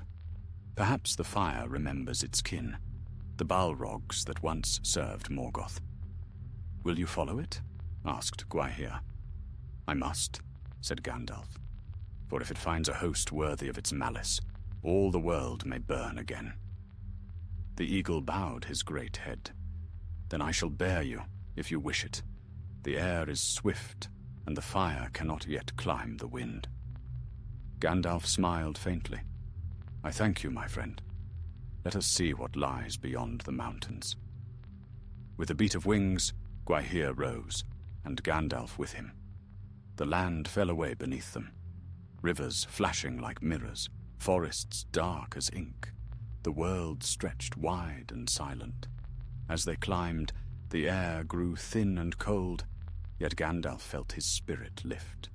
They passed above the peaks of the misty mountains, where thunder rolled and snow swirled like smoke. Far below, he glimpsed the ruins of ancient halls, the tombs of the dwarves, and the paths where shadows yet lingered. But beyond the peaks, in the distant east, a red haze hung upon the horizon, faint but constant, like a wound that would not close. "There," Gandalf whispered. "There lies the heart of it, where the light ends." Gwaihir's wings beat faster. "Then to the edge of the world we go, grey pilgrim, to see what stirs beyond the dawn." And they flew eastward into the rising storm, where fire and shadow waited, patient as time. High above Middle-earth, the wind roared, cold and pure, bearing Gandalf and Gwaihir over leagues of cloud and mountain. The peaks of the misty mountains dwindled behind them, veiled in snow and shadow. Ahead, far off beyond the horizon, a dull redness throbbed in the sky, like the dying pulse of a buried heart. The wizard's cloak snapped in the wind, and his keen eyes never left that distant glow. For 2 days and nights they flew eastward, crossing wild lands, seldom seen by any living creature. Below them stretched valleys of green and gold, rivers twisting like silver threads, and the dark tangle of the eastern woods. But even there, where sunlight touched every leaf, the air was heavy with an unseen weight. Smoke rose from fissures in the earth. The grass burned brown where no flame had touched it. On the dawn of the third day, they reached the borders of the waste, that wide, ashen plain where once the northern hosts of Sauron had gathered in the elder days. The ground there was cracked and black, and strange fumes seeped from its depths. Gwaihir's wings faltered as he circled above. "We cannot fly farther," said the eagle. "The air is poisoned. It burns my feathers and blinds my sight." "Then set me down where the land still breathes," Gandalf said. "You have borne me far enough, friend. Rest while you may." Gwaihir descended to a ridge of stone, lowering Gandalf gently to the ground. "I shall wait upon the western wind," he said. "If you call, I will come." Gandalf bowed his head. "May the wind bear you safely, Lord of Eagles. I go where it cannot follow." The eagle took to the air again, vanishing into the clouds. Gandalf stood alone upon the ridge, the vast plain stretching before him like a sea of ash. The wind carried a faint, sulphurous smell, the scent of ancient fires long quenched, now kindling once more. He walked slowly down into the waste, his staff glimmering faintly in the gloom. The ground beneath his boots was warm, and now and then a small spark flickered between the stones, as though something smouldered below. No bird sang, no leaf moved. Only the whisper of the wind and the faint crackle of hidden embers broke the silence. Hours passed. The red glow upon the horizon grew stronger, and at last Gandalf came to the edge of a great pit, round and deep, as if torn by a giant's hand. From its depths poured heat and smoke, and at its heart burned a slow, steady fire, not wild, but deliberate, pulsing like a heartbeat. "So," Gandalf murmured, leaning upon his staff, "you have come here to sleep, have you? But fire has no peace in slumber." The smoke shifted, and from the pit rose a voice, faint at first, then deep as thunder. "Grey Wanderer, meddler of ages, why do you follow what cannot die?" Gandalf stood firm. "Because the light you have stolen belongs not to you. Return to your sleep, shadow of the first flame, and trouble the world no longer." The fire flared, and from it a shape began to form, vast and shapeless, a thing of smoke and molten light. It was not a creature, not yet, but the suggestion of one. Wings of ash, eyes like embers, a crown of red mist. "I am no servant now," the voice rumbled. "Once I was bound, but I have seen the Master's thought. His fire and mine are one. When his darkness covers the world, I shall be its heart." "You serve Sauron, then?" Gandalf said. "I serve the fire beneath him," the spirit answered, "and he will call it forth when the hour comes. Even now, he gathers the lesser lights, rings of power forged by mortal hands. Through them, the ancient flame will rise." Gandalf's heart tightened. "Then you know of his works, of the One." A hiss like laughter echoed from the pit. "I know what even you fear to name. You cannot unmake what is woven of the same light you bear." The wizard's staff blazed white. "You are wrong," he said, "for light is not owned by darkness, no matter what shadow it casts. You are a thief of the beginning, and I will not let you rise again." With that, he struck the ground, and light poured outward in a great circle, meeting the red flame in a clash of brilliance. The earth shook, and the pit howled as if alive. The fire surged upward, towering over Gandalf, and for a moment it seemed the world itself would break. But Gandalf's voice rose clear and terrible, echoing words that had not been spoken since the elder days. "Eru's fire made you, and to his fire you shall return." The red flame screamed, folding in upon itself. The ground split, and a torrent of molten rock gushed upward. But instead of spreading, it was drawn inward, vanishing into a point of white light that burst like a star. When the glare faded, the pit was gone. Only a ring of blackened stone remained, smoking in the cold wind. Gandalf fell to one knee, weary but unbroken. The smell of burning faded, and the wind grew cool again.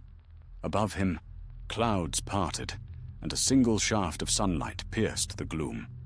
Then, from far away, a faint sound reached his ears, the cry of Gwaihir, circling high above. Gandalf raised his hand, and the eagle descended swiftly, alighting beside him.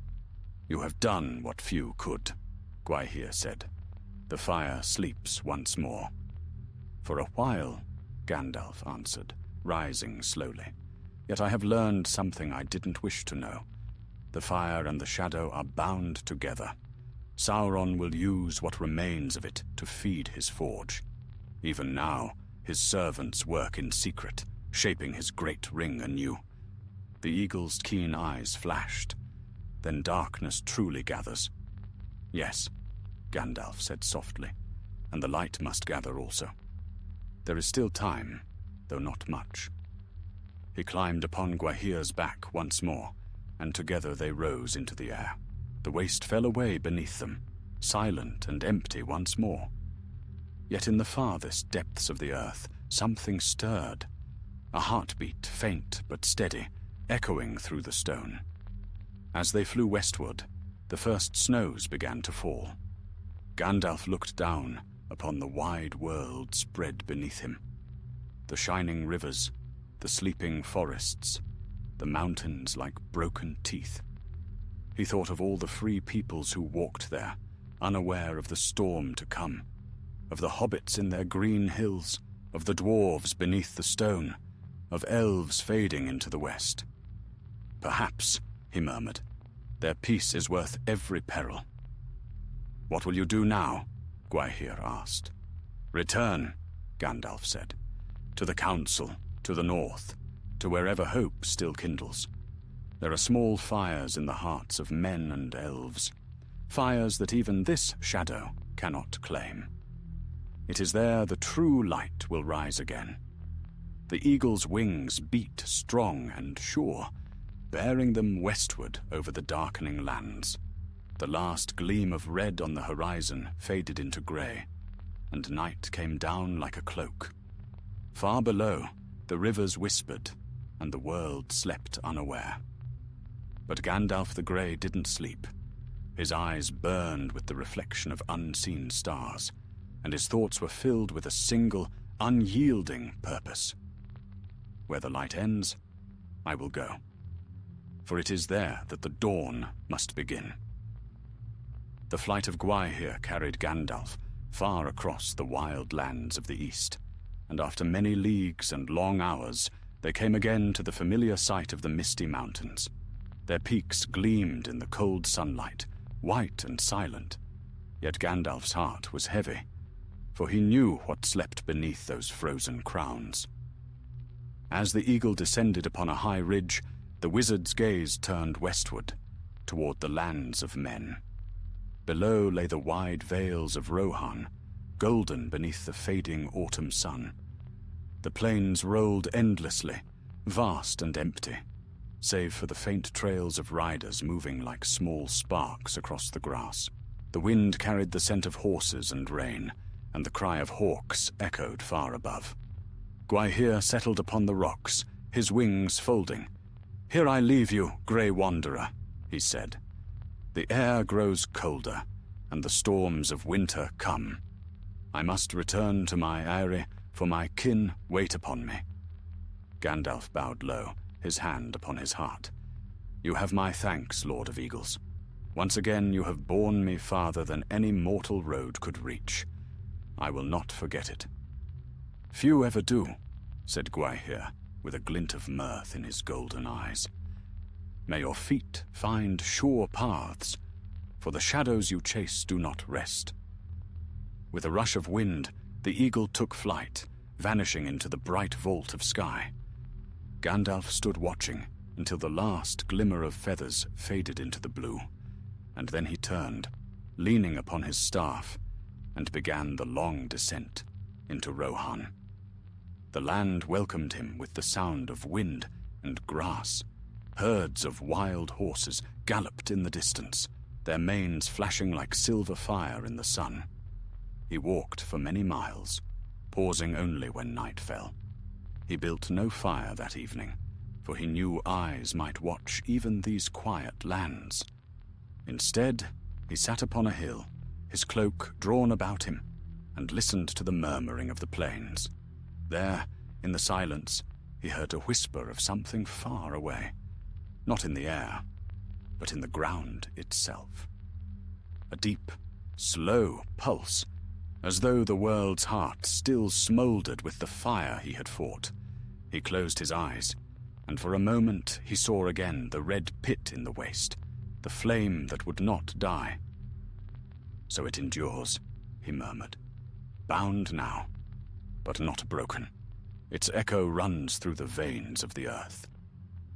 At dawn he resumed his journey, and soon came upon the mark of men, a narrow road cut through the grass, worn by hooves and wheels.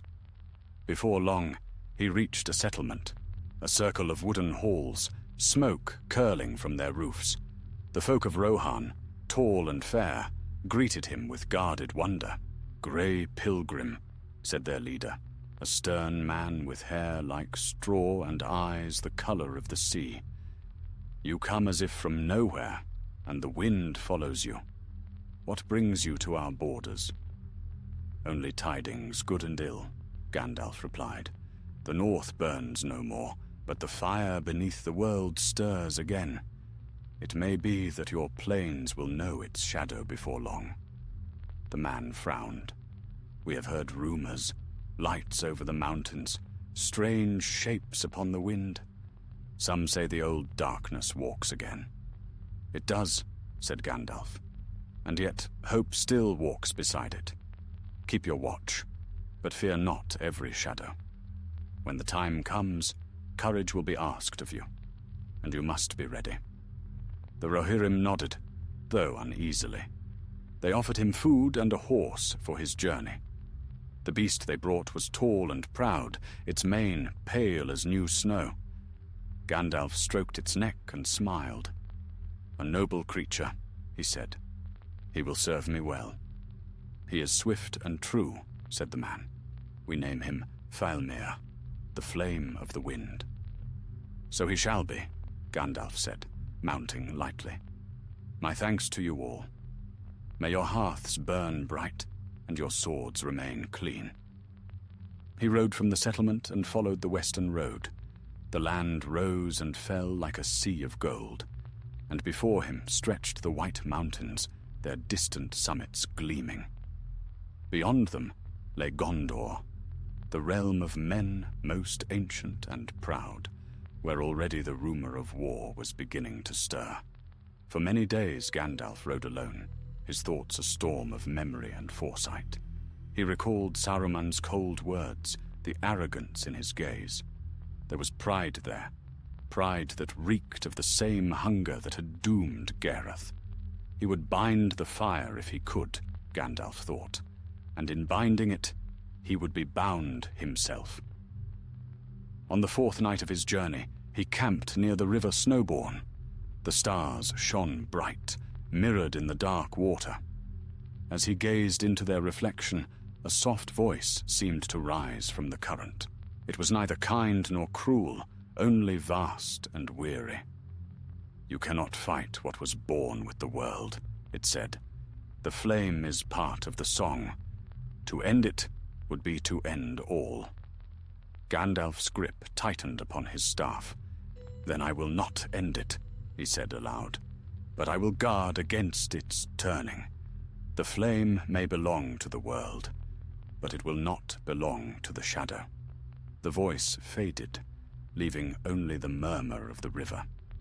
Yet in that moment, Gandalf felt a strange certainty that the struggle before him would not be one of swords or spells alone, but of the hearts of all who yet lived in Middle-earth. The next day, he turned southward, riding hard. he passed into the foothills of the White Mountains and came at last to the eaves of Fangorn, that ancient forest older than the kingdoms of men. Its trees loomed vast and grey, their roots sunk deep in the earth. The air beneath them was cool and heavy with the scent of moss and rain. There, beneath the shadow of the trees, a figure stepped from the gloom, tall, stooped, and green as the forest itself. "Gandalf the Grey," the voice rumbled, deep as stone. "Long have I felt your coming." Gandalf's face brightened with surprise and joy. "Treebeard, by the stars it has been many years since last I walked these woods." The Ent bowed his great head. "And in those years, the world has not grown quieter. I hear the deep groaning of the roots, the whisper of flame beneath the soil. What stirs, old friend?" "A shadow older than most, remember," Gandalf said.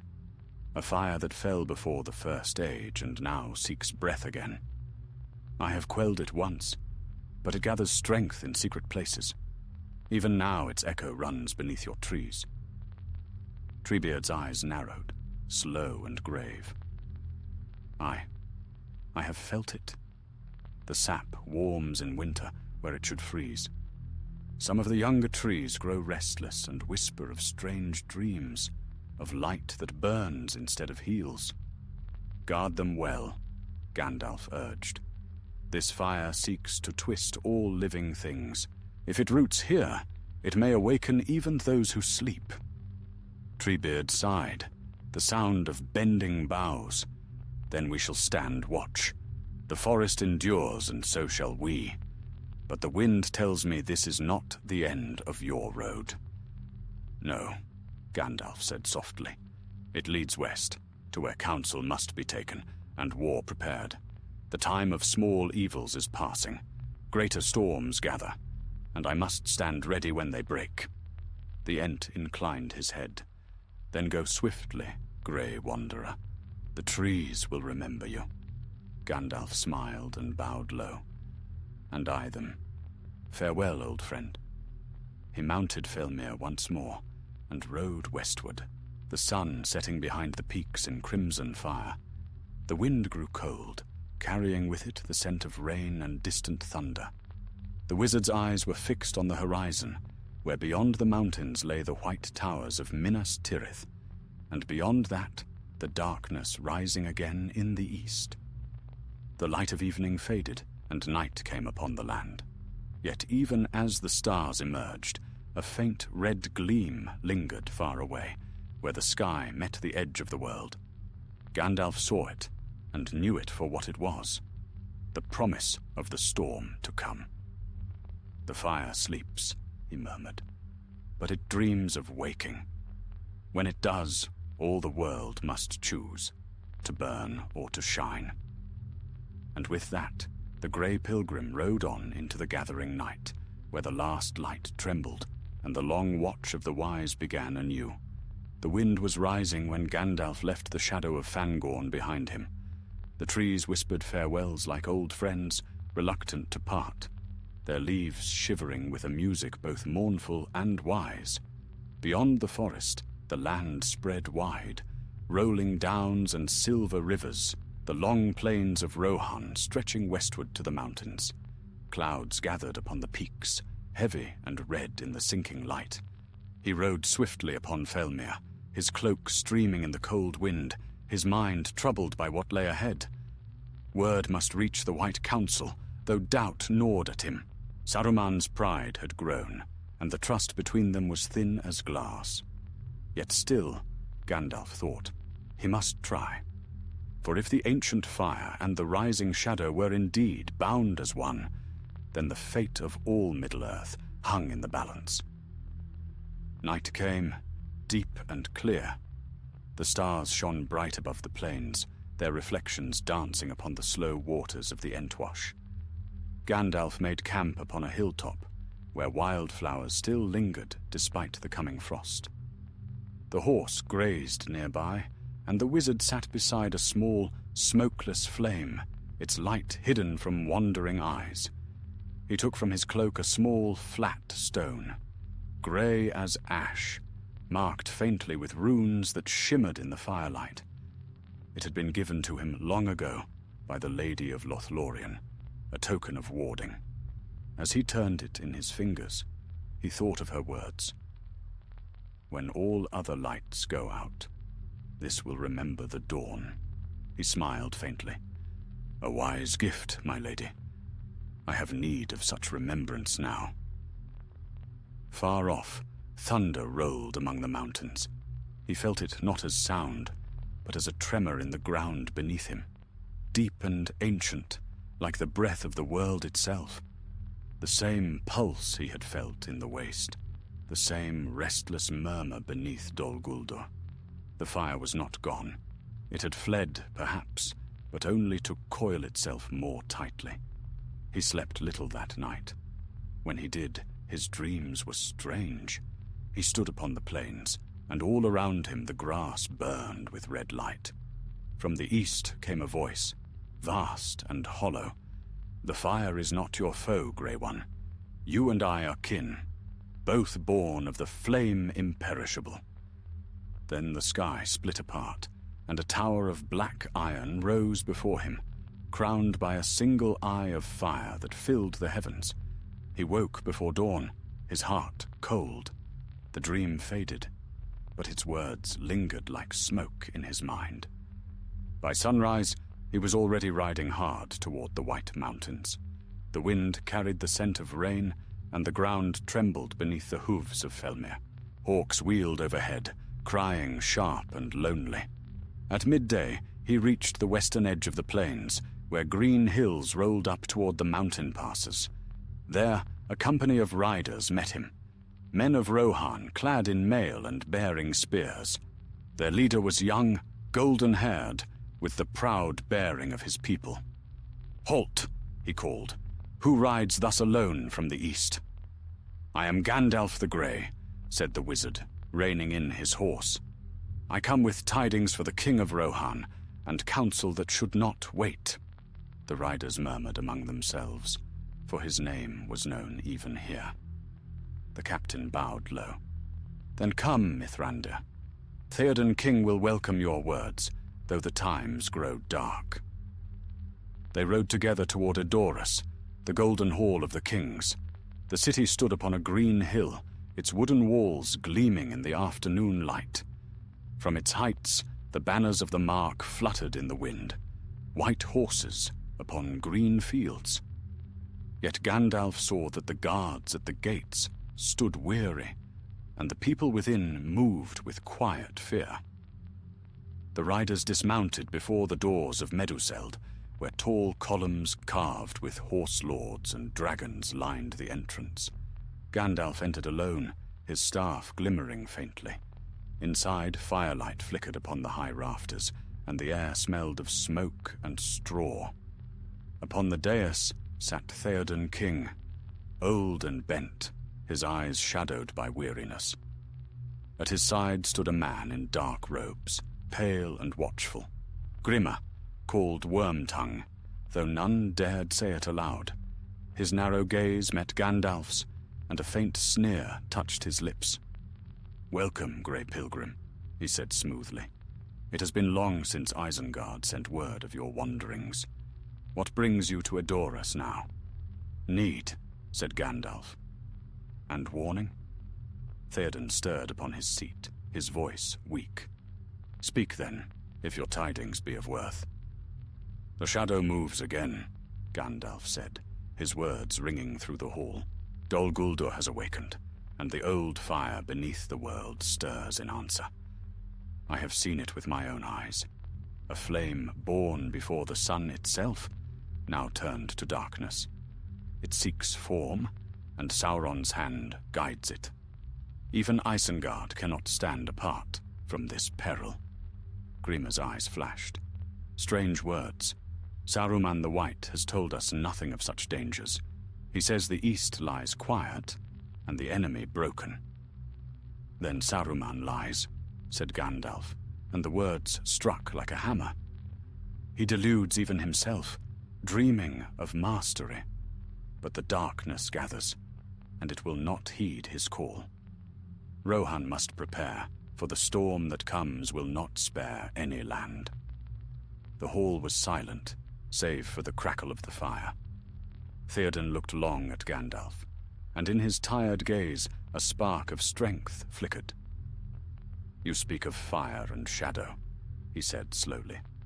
"Yet our fields still grow, and our children still laugh. Shall I burden them with fear?" "Better fear now than ashes later," Gandalf answered. "The shadow creeps unseen until it stands upon your very door. Strength does not lie in blindness, my lord." Grima stepped forward, his voice low and silken. "My king, beware the grey wanderer. He brings always trouble where he treads. Trust rather in the counsel of the White Wizard, who guards us from afar." Gandalf's eyes blazed. From afar indeed, too far to see the smoke rising, or to smell the rot beneath his feet. "Do not speak to me of the White Wizard's counsel, worm of the tower." The hall trembled with his voice. Theoden flinched but didn't speak. For a long moment, the air hung heavy. Then the king nodded weakly. "Go," he said to Grima. "Leave us." Reluctantly, the pale man bowed and withdrew into the shadows. When they were alone, Gandalf knelt beside the king's chair. "Theoden, son of Thengel, do not let the words of liars bind your will. Darkness moves, though it wears a friendly face. When it comes, it will find you unprepared. Send riders to every corner of your land. Gather your strength while you may." Theoden's weary eyes lifted to his.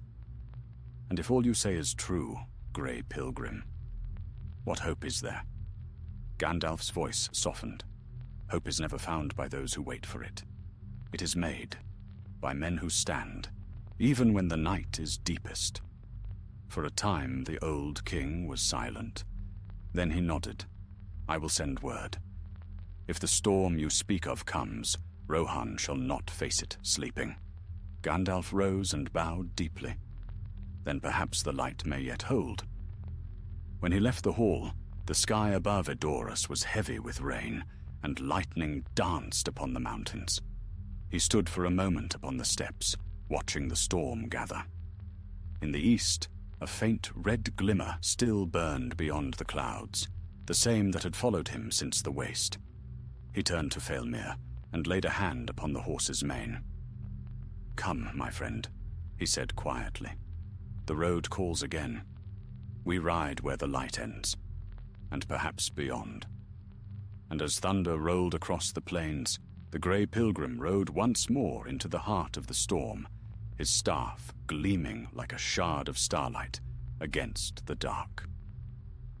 The storm swept across Rohan through the long night, breaking upon the ridges with wind and thunder. Gandalf rode beneath it, the firelight of his staff gleaming in the dark like a lone star in a sea of cloud. Lightning forked across the heavens, casting for an instant the vast plains in ghostly silver. Faelmir's hooves struck sparks upon the stones as they galloped south toward the gap of Rohan and the road that led to Gondor. The wizard's thoughts were heavy and unquiet. In Edoras he had seen enough to chill his heart. Saruman's name spoken as a savior, Grima's poison whisper in the king's ear, and the first thin tendrils of corruption curling even here, in lands that once shone bright beneath the sun. And beyond it all, the faint red light on the horizon, that unending reminder that the old fire had not yet spent its wrath. As the storm broke, rain poured in sheets, blinding his sight. Yet Gandalf pressed onward, his voice rising in a song of the west, words of Valinor, old as the stars. The melody fought the howling wind like a ship against the tide, until at last the clouds began to thin, and dawn crept pale upon the edge of the world. He reined in Faelmir atop a high ridge. Below stretched the lands of the Isen, drenched and steaming in the newborn light. Mist rose from the river, curling about the foothills like smoke. In the far distance, upon the edge of sight, a black spire stood tall and proud, Orthunk, cold and glimmering in the dawn. "Your pride will be your ruin, Saruman," Gandalf murmured. "The fire you covet burns closer than you know." He turned away and rode east again, descending toward the fords of Ison. For a time he saw no living soul, only the aftermath of the storm, fallen trees, broken stones, and the bodies of sheep swept away by floodwaters. Yet as the morning brightened, he heard a sound upon the wind, the clang of iron, faint but steady. He urged Faelmir forward, and before long, the plain opened to reveal a sight that made his heart grow heavy. At the foot of the hills, a company of riders toiled, their armor dented, their banners torn. They were men of the mark, survivors of a skirmish by the look of them. Orcs lay dead around them, and the grass was black with blood. One rider saw him approach and hailed him weakly. "Mithrandir," he cried, "you come too late. They struck in the night, from the river and the hills both." Gandalf dismounted swiftly. "How many?" "Dozens," said the man. "No, more. Not all were orcs either. Some were men, pale and hollow-eyed, like corpses walking. They bore torches that burned without smoke. When we slew them, they crumbled to ash." Gandalf's face darkened. "The servants of the Fire Eye," he said. "The flame has found new hands." He knelt beside one of the fallen enemies. The corpse was indeed that of a man, a Northman by his garb. But the flesh was grey and dry, the eyes, hollow sockets, still faintly aglow. Around his neck hung a small shard of crystal, red as blood. Gandalf touched it with his staff, and it hissed, dissolving into black dust. "So the prophet's seed bears fruit," he murmured. "Even death cannot quench their madness." He rose, turning to the weary riders. "Go back to Edoras," he said. "Tell your king this. The war he doubts has already begun. What comes now will not wait for the will of men. The shadow has crossed the Ison." The captain bowed his head. "And you, Mithrandir? Where will you go?" Gandalf's eyes gleamed beneath his hood. "Where the fire leads, to see if its master has claimed it." He mounted Faelmir again, and soon the plains lay behind him. As the day passed, the land grew harsher, the green fading into dry heath and stone. The clouds gathered once more, but this time no rain fell, only heat, heavy and stifling. By evening, the sun hung red in the west, and the air smelled faintly of sulphur. At last he came to a high escarpment, overlooking a vast plain of blackened earth. There, upon the farthest edge of sight, the mountains of Mordor loomed, tall, jagged, and cruel. Fire glimmered faintly upon their peaks. Gandalf sat motionless for a long time, his heart filled with both dread and awe.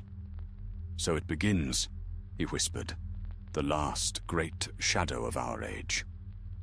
He descended into the barren land, following the faint glow that rose from the east. The wind grew hot, and the ground beneath him cracked and steamed. Here and there stood remnants of ancient stone, ruins from the wars of old, long buried and now laid bare again by the fire beneath. Night fell, but no stars shone. The very sky seemed veiled in red smoke. Gandalf pressed on, though Faelmir faltered, trembling at the heat. At length they reached a narrow ravine, from which a dull light shone upward. The wizard dismounted and crept forward on foot. Within the ravine, a fissure opened in the earth, glowing like a wound. Around it knelt a circle of dark-robed figures, their hands raised in supplication. At their center stood a tall man bearing a staff of blackened wood. Upon its tip burned a flame, steady, silent, and deep crimson. "The fire has returned," the man said, his voice calm and cold. "The spirit of Gareth walks once more, joined with the will of the Great Eye. From ash and ruin shall come the new dawn, the day of flame. Gandalf stepped into the light, his own staff blazing white. "Your dawn is death," he thundered.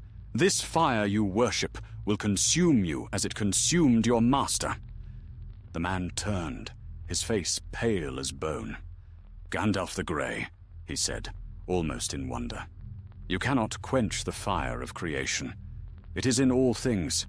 Even you carry it." "I carry only what I must," Gandalf answered. "And by that light I cast you down." He struck the ground, and light burst forth, filling the ravine with searing brilliance. The cultists screamed, their forms dissolving into ash and smoke. The black flame upon the staff guttered and died, leaving only darkness. When the light faded, Gandalf stood alone beside the fissure. The ground was still warm beneath his boots, but the fire had withdrawn. He leaned upon his staff, breathing hard. "Not destroyed," he murmured, "only scattered. It hides now where no light can reach, waiting as it always waits." He turned his face westward once more. The road back would be long, and the war ahead longer still. But as he climbed from the ravine, a faint glow rose behind him.